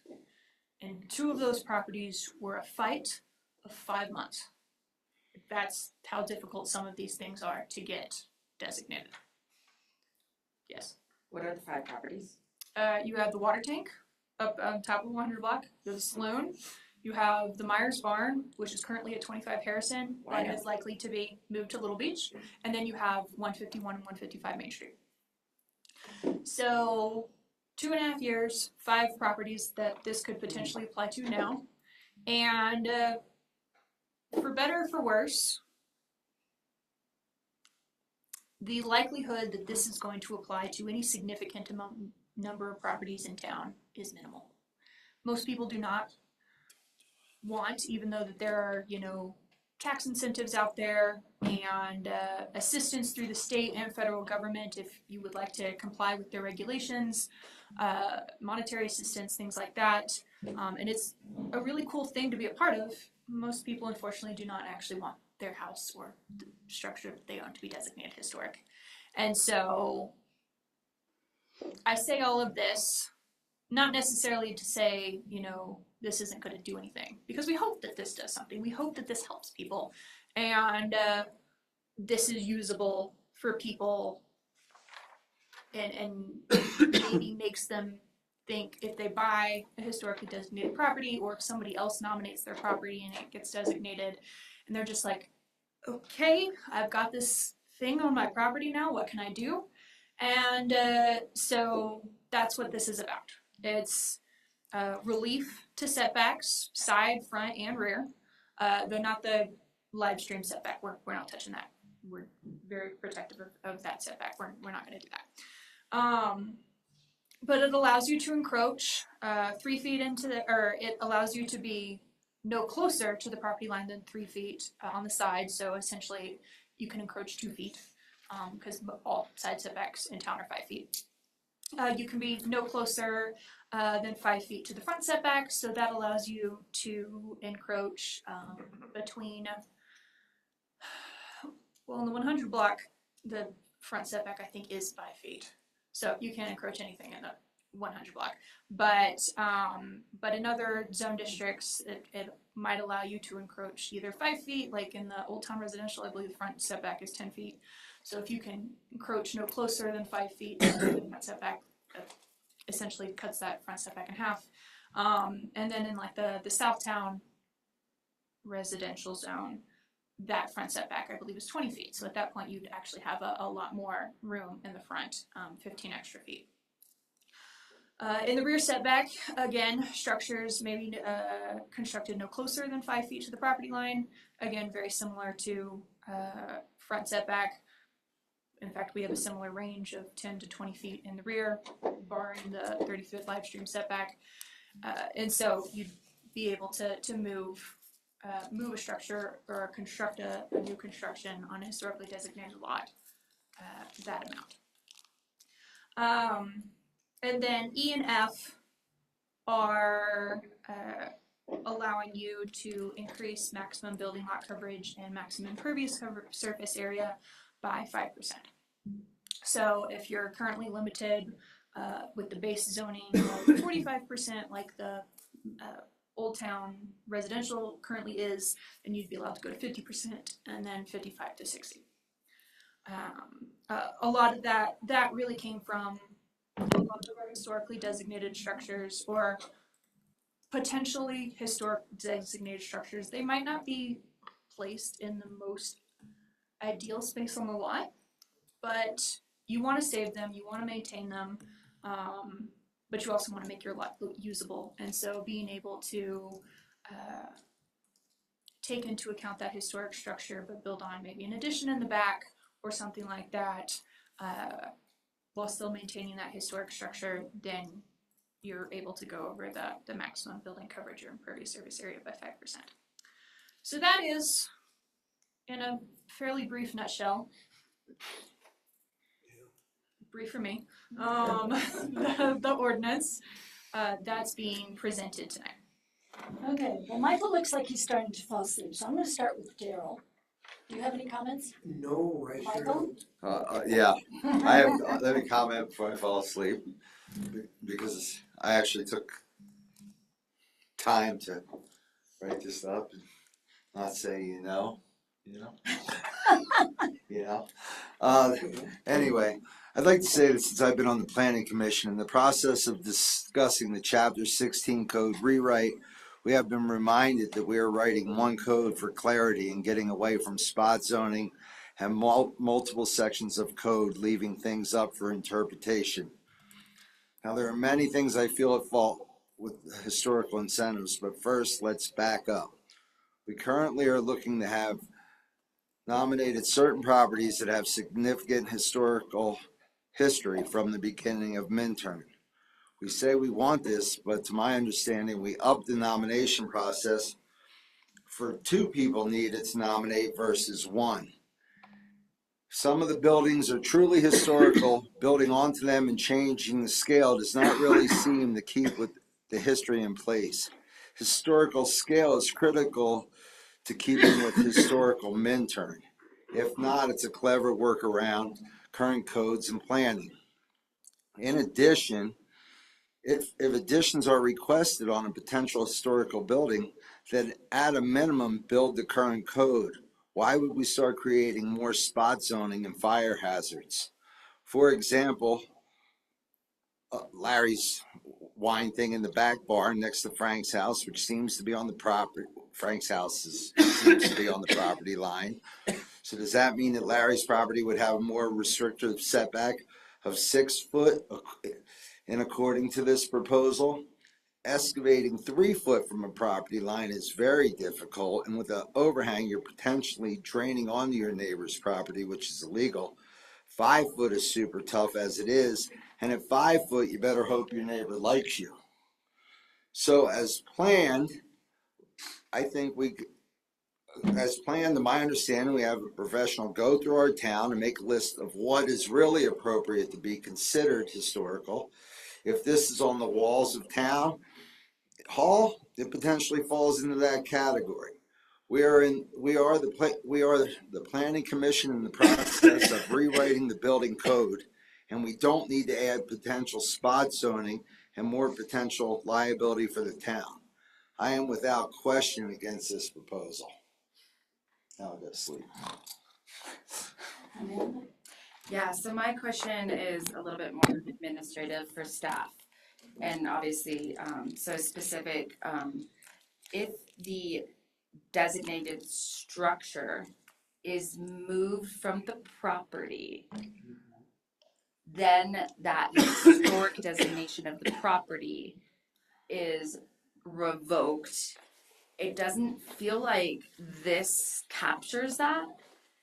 And so the concern is that if somebody could have a designation of historic, that building is moved, but then that structure is moved, then that historic designation should also be removed from those property lines. Is that the intent?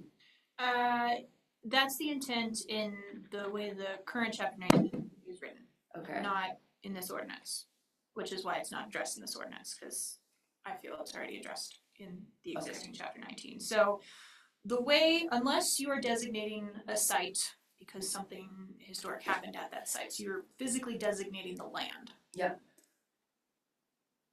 Theoretically, and we certainly reference this in our designation ordinances, saying, okay, this building is 927 square feet, and this structure is being designated historic, not the lot, not the site, unless the site is what's actually being applied for. Got it. So yes, if the structure moves from the lot, like in the case of 25 Harrison, the Myers Barn, if that moves from the lot, then that structure is what's being considered historic. Okay. So if the structure wanted to, let's say they weren't moving it to the lot, they just wanted to move it over, the structure can, because that's what makes it historic, that can move over to encroach in the side setback, or if they wanted to keep it but build on a little shed or something like that, and that was approved through HBC and all of the certificate of appropriateness process. They wanted to build a little lean-to onto the thing that was on the setback side. That would be fine. Again, pending certificate of appropriateness that the lean-to was approved. But once the barn is moved, because the barn is what's been designated as historic, the barn is moved, so there's no longer anything on that lot that is designated historic, and so therefore they cannot take advantage of this. Okay. And not just for Myers, but that's for any structure. Okay, thank you. That's it? As my first question is, being this is included in one ordinance, do they have to be voted on together, or can they be voted on separately? No, it's one ordinance, you make a motion on the ordinance. Well, ordinance, okay. So, you're gonna have to bear with me, but I have timed this, it is not more than 5 minutes, if I speak properly. Daring to be different is what Minturn is about. What attracts tourists to come here. We have local history, a beautiful environment, the river, wildlife, and a friendly community. The town worked for approximately 2 years to develop a new town community plan and a new design review plan for the 100 block. Then we worked on historical preservation. Currently, Chapter 16 is our project. All of this has cost us much time and money through grants and town coffers. For transparency, my concerns are as follows. By decreasing setbacks on historical properties, we are losing their authentic historical attraction. We already are allowing additions to those properties on the back 50% of the buildings. Those additions will most likely become residential units, short-term, long-term rentals, or live-work situations. The currently code for those properties requires 1 parking spot per unit. Please see Chapter 16, Article 1616, 150. By decreasing setbacks as we are losing the ability to secure those parking spots. Think of what happens when we did the bulb outs. Businesses suggested they would be leaving town. Others had bought property to secure their parking for their clients. It made it more difficult for residences to find parking where they live, while it causes unrest between neighbors and degrades the friendliness of the community we currently have. After watching today's news, 6 feet will never be enough space to stop the fire. Whether the buildings are old or new, our 2-lane highway will be an interesting traffic jam that will not move, just like those. Common sense says that instead of constantly trying to eliminate more parking, we should be putting attention to securing land to increase parking, as hard as that may be. Sorry.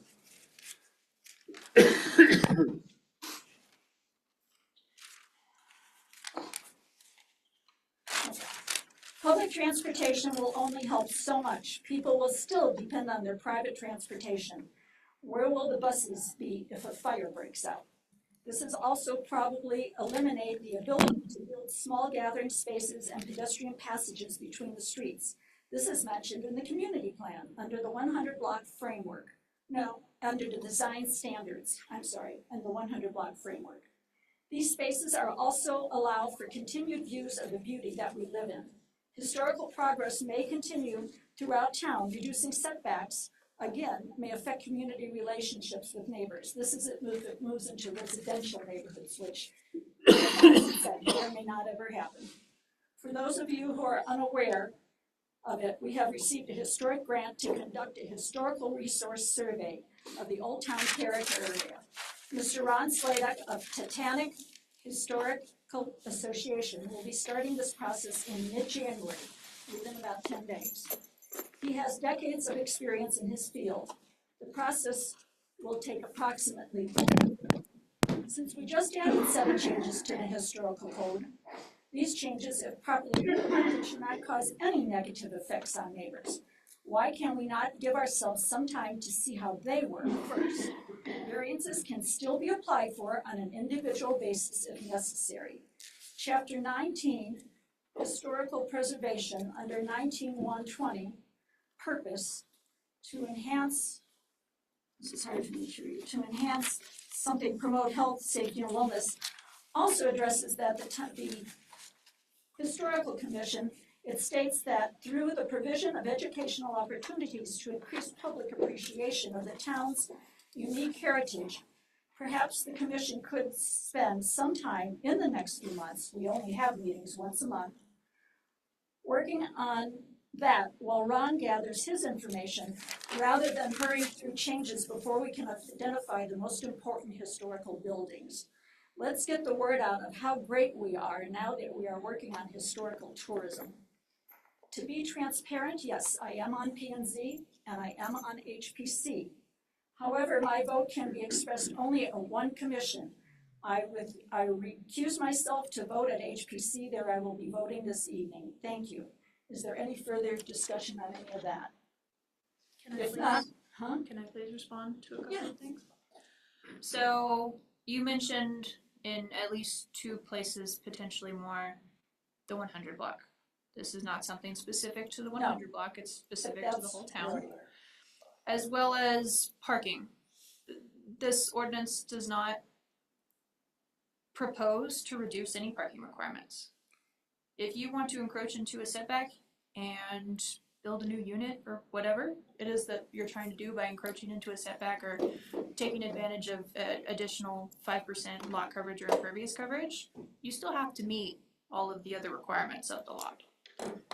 So if this happens in a residential zone and you build an ADU or something like that, you still have to provide the amount of parking that's required. You don't get exempted from parking requirements per this ordinance. So I'd just like to clarify that. But I will clarify that in downtown, currently, the two buildings that are going to be allowing possible 50% add-up do have parking spots. By applying this to those two buildings, you will lose the ability because you need 20-foot by 9-foot wide spaces, and you're most likely, those buildings, and I'm learning this from Scott, to say most likely or probably or whatever else, will become residential units. And if we lose that space to do this parking, they will not have parking for those residential units. Well, if they build on the back, they have to provide, if they're building a residential unit, they have to provide parking. That they can only build up to what is allowed. So if they're allowed to encroach into the setback, up to 5 feet to the property line, but they still have to provide parking, then they can only encroach up to 20 feet. And the second story could encroach. Excuse me, brother. Sorry. Okay, I see what you're saying. It doesn't necessarily change what I'm saying because I see what happened here tonight with parking. I saw what happened with the bulb outs with parking. And I see fire as being a major issue. Whether it's an old building or a new building, getting down to that space when we already just have five. My building, or this not my building, I apologize. The store I was in on the Nelson Street side barely had 4 feet. Same on the inside. Those two buildings are as close already as that is. I don't see going any closer to that and having the ability to, I don't know if it's fight a fire, but prevent the fire. And preventing the fire is a major issue. Not that it isn't up to the people who are there or what happens. But that is my second major concern, along with eliminating parking. The other is, we worked on that community plan, and we fought hard to have those walkways through there, so that it adds a warmth, a coziness, perhaps some tables for two, where people can sit and talk. They can get from Main Street up to William Street. They can get from Main Street back to the river. And everybody agreed on it. And by doing this, if you do it in that area, and I know we're not talking about just downtown. I thoroughly understand that. However, in the same respect, if I had a house become historical next to me and wanted to do an add-on and that eliminated space between us, there again, it creates a fire issue. I have a problem with it, and I'm just trying to state that. Anyhow, you heard me. You're next. Okay. I just think if you're preserving something historically, you want it to look like it's historic. And if you're adding on a bunch of add-ons around it, you're kind of losing that feel and the site that you meant to preserve it in the first place. That's kind of. Makes sense to me. Jeff? I agree with everything you guys have said. I'm a little confused because the way I interpreted the packet, this direction came from council. This was further pushed along by HPC. So I guess practically speaking, it sounds like there's a lot of dissent on this board as to we don't agree with this. But in the end, I don't know that we have a choice. May I make a comment? I will say that we can state our opinion that it seems counterintuitive that, to Eric's point, and all of your points, that if you have a historic property and you're adding provisions for flexibility to further develop it, then maybe that's sort of counterintuitive to keeping it historic. So there's a conflict there. They don't seem to go together very well. But there's also language in here about, what if the building burns down? And then is it the property that's historic? If the saloon burns down, God forbid, or the water tower burns down in a forest fire, then if that lot gets developed someday and there's no more, would we require, like, okay, you know, we want to rebuild the saloon, you have to rebuild it the way it was, or you have to rebuild your old building the way that it was, or any of those things. And like, I don't see where this ordinance addresses any of that. It just sort of allows some flexibility. And to Madison's point, if someone wants to take your old building and turn it into residential, this doesn't do anything to limit their or allow them any more flexibility with their parking than they already. If they come through and they say, I've got 3 units, then they're going to have to show that they have parking for 3 units. The setback only says this is how far you can build the building to, but now you got to take the rest of your lot and turn it into parking. So this doesn't do anything and give anybody any kind of flexibility, but what it does do is it seems like it makes the lot less Minturn and makes the lot less historical. So it seems like we all kind of agree that this seems counterintuitive to what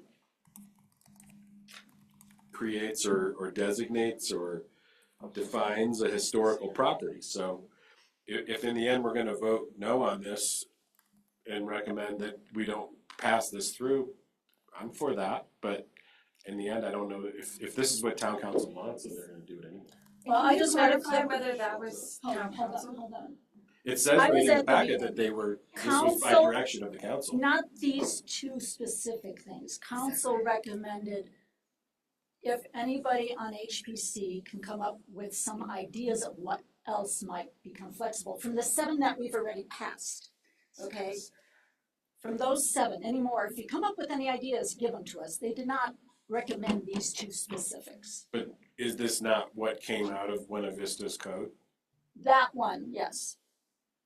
So, and then it was also further, there was further language that was given by the HPC, correct? Which is in this. The top one was Buena Vista, the bottom one was from HPC.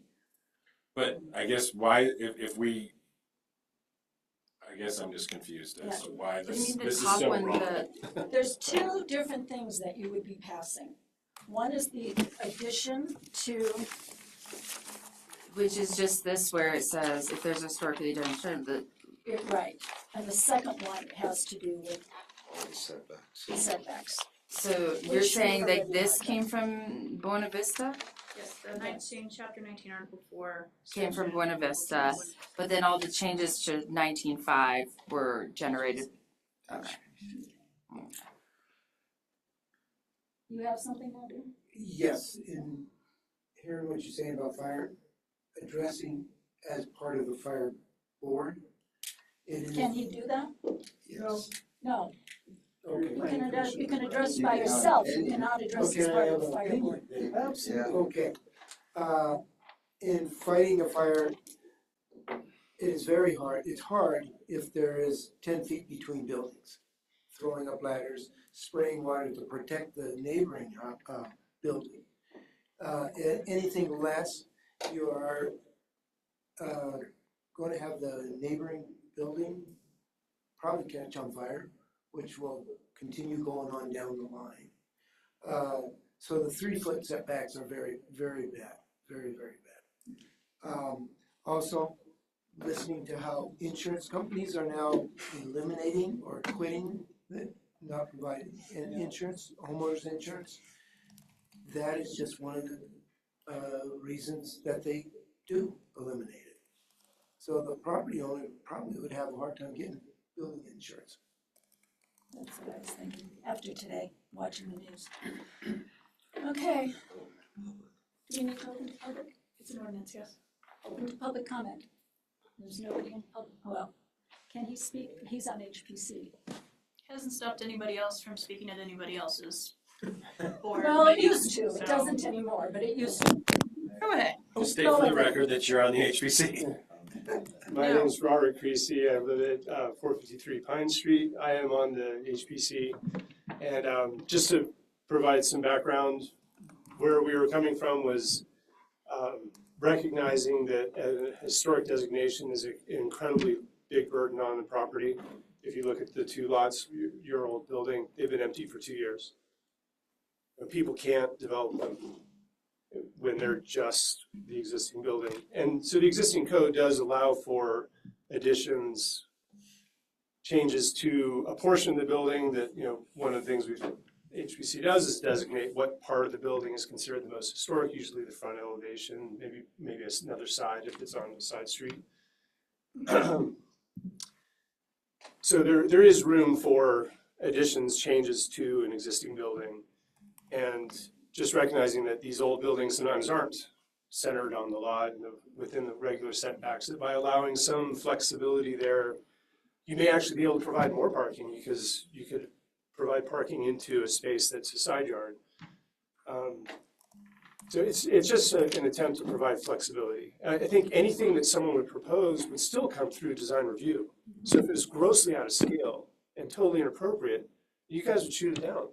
I mean, I think this is just trying to allow for someone to bring creativity and flexibility to potentially turn a property into something more economically viable, rather than leaving it empty, which in the middle of our town is an eyesore, and unfortunate.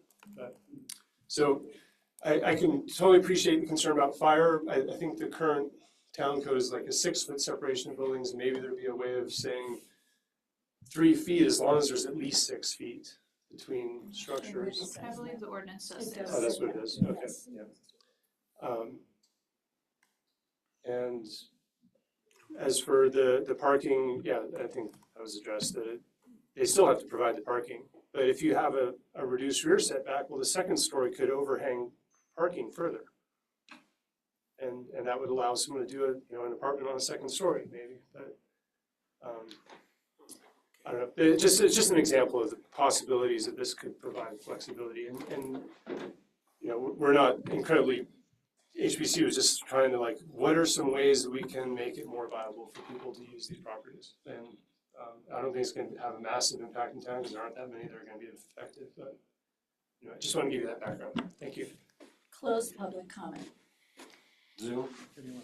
Zoom? Sorry. There are no raised hands. Okay, closed public comment. I have one thing to say. I have heard multiple times that 151 and 155 are sitting there because people can't do anything with them.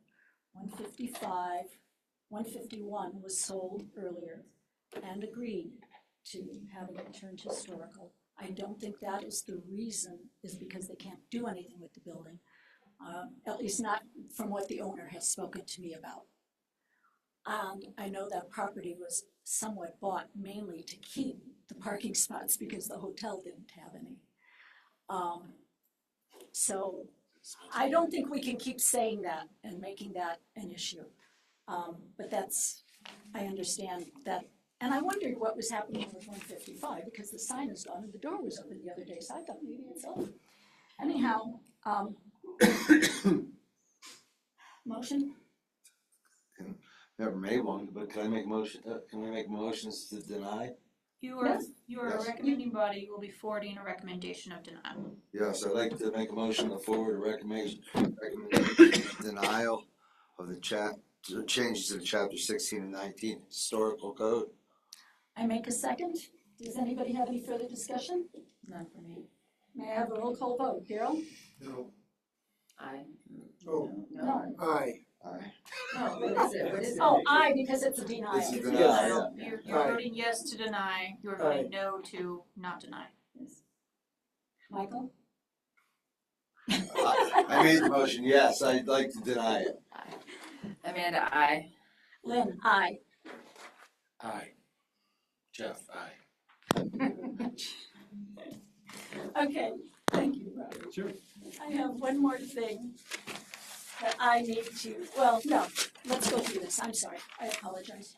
Draft Ordinance B, Series 2025, an ordinance amending Chapter 16, Article 17 of the Minter Municipal Code in regards to cutoff times for holiday lighting. Anybody who's presenting it? Scott! Don't get any ideas. This one's easy. Thanks very much. Good night.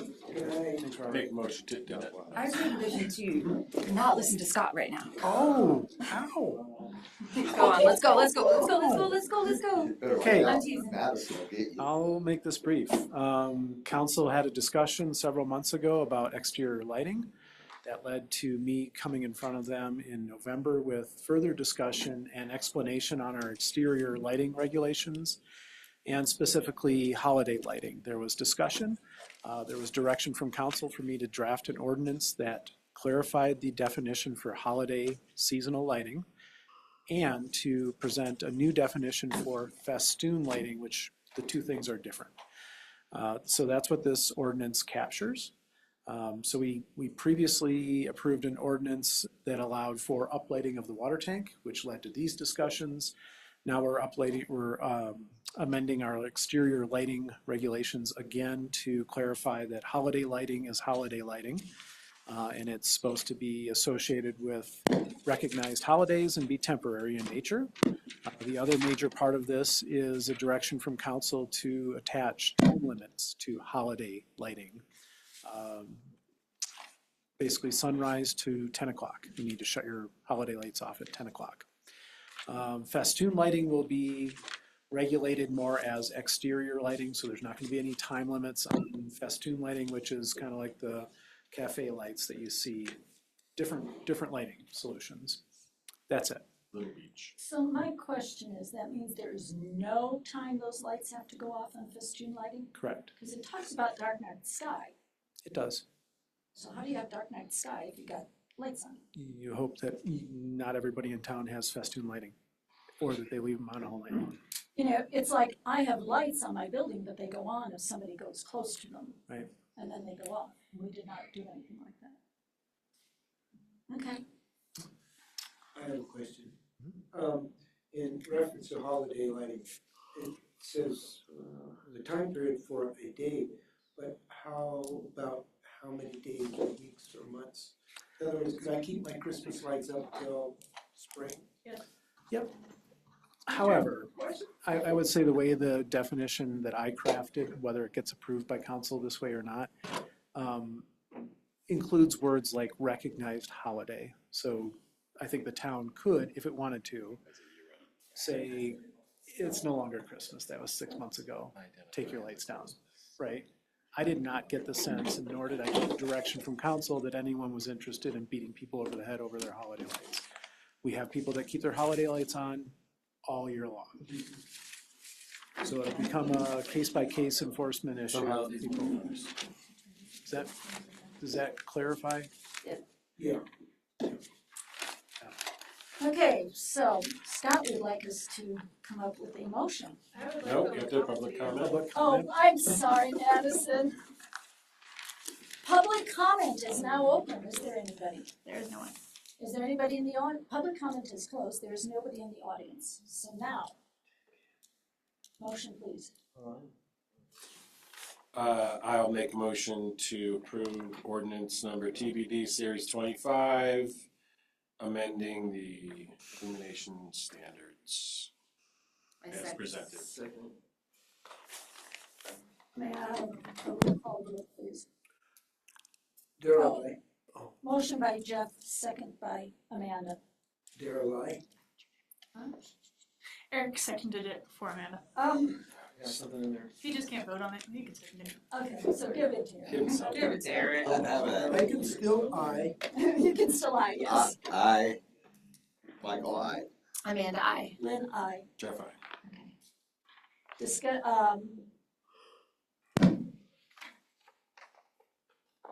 Discussion or direction items, are there any? Staff reports? Showing to the ours, and got that. Planning commission comments, this is one I'm excited about. Oh, I am too. I have one. I just want to thank all of you for the work you have done in this past year. We have had a lot of work to go through, and we currently have a commission that reads their packet and comes up with thoughtful questions and comments. You are sincerely appreciated. Therefore, in case you are unaware of it, this year's town budget included an increase for the Planning and Zoning Commission.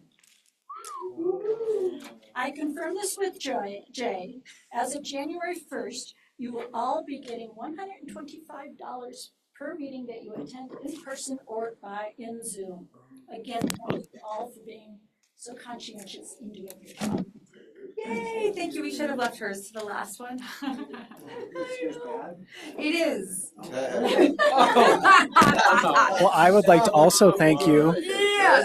Okay, so as part of doing the not research, but like as part of reading my packet, I went back to our last CUP. You heard me reference that, which was back on.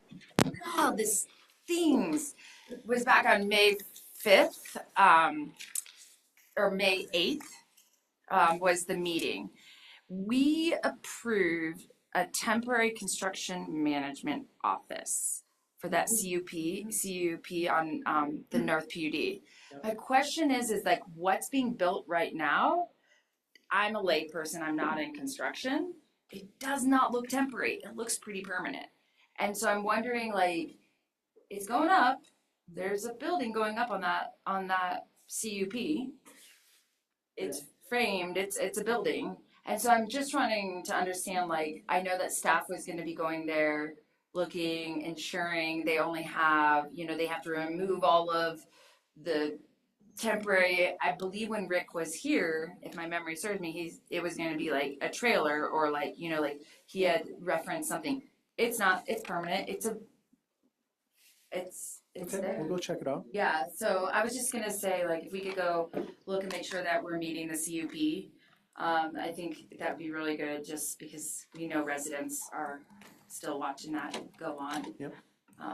That was mine. Thanks. That's not bad. That's not bad. Yeah. That's very observant of you. You're doing your job. Yeah. That's what you got the raise for. And with that, shall we say? I would just echo Lynn's sentiment. I didn't want to steal your thunder. This was I appreciate you bringing it up. I was hoping to do something for you before the holidays, but as we run out of time, I ran out of time. But I don't want it to be lost on anyone that you guys have done a ton of work this last year, and we've got a lot more coming our way, but I certainly hope the council does understand that in the pay raise and everything else. So I just echo your sentiments. I really appreciate it. Well, guys and do I a think lot we of work really well together when we're faced with some of these possible contentious things. Yep. I mean, somehow we laugh through it. I don't know how, but somehow we do. It's rare that there's really any terrible distension amongst us. And it's a good group, and everybody definitely reads their stuff, so that's important. So thank you. Well, I feel bad, like, denying a lot, an ordinance that somebody put a lot of work into. And like, we just fully, wholeheartedly threw it in the trash. I'm not sure why, but It happens. it happens, I guess, but thank you. For years For we've your, been- thank you years for we've been fighting recognizing. those Thank you, Scott. those setbacks, so. I don't know what percentage our raise is if you break it down, but 2/3. I'd like to give it to the ski patrol. 66% raise. I got like 10. You're paid, It's what? 66% raise. You're paid 75. You get a $50 increase. 66%. Like I said, I'd give it to the ski I patrol. had nothing to do with that. Huh? I had nothing to do with that. Somebody else did. And again, I wish Michelle luck. Yeah. Greg, Yes. Greg Gastineau used to turn all his checks over to the community fund. Oh, how about it? Admirable. He did. He always went, don't give it to me, give it to the community fund. Okay, January 22nd, everybody here? Kids. Everybody here? Yes. February 12th, everybody here? Yes. Yes. Yes. Madison, do you have any idea what's on January 22nd? The Section 8? Minturn North, that was supposed to be tonight, that will be on January 22nd. Yes, I hope Article 8, Scott, will be on. Huh? Yes. And then potentially another DRB. I've got to figure that one out. And am I correct, but we are not having a joint meeting at the next council meeting, which was on that possible chart of scheduling. Yes, if there's a joint meeting, I will be letting you know several weeks in advance and reminding you incessantly, annoyingly, that there's a joint meeting, like I did with the last one. Yeah. Okay, with that. Don't forget the open house on January 29th for the Highlands parcels. We've got a webpage up. I'm gonna try to get the survey out by tomorrow or Friday. I will not, I won't be here. What is that? But you can do, they can turn in things. Oh, I know what They you're can talking send about. emails. Yeah, probably, it's like a, it's Well, like they can fill a the survey community to say what we want done with those. You We can want fill the the money. survey out online. Yeah. The other thing is, and if, I don't know that this affects anybody here, but tomorrow night is a meeting from 5:30 to 7 regarding the Taylor Street paving, and I assume that's here. Yes. So if anybody wants to come and see what that's all about. I just want a little Harrison regrading. Just the end of it. Wish in one hand and. Yeah. With that, may I have a motion, please? I make a motion to adjourn tonight's meeting of January 8th, 2025. All in favor? Aye. A motion by Amanda, second by Michael. Aye. Thank you, thank you. Thank you.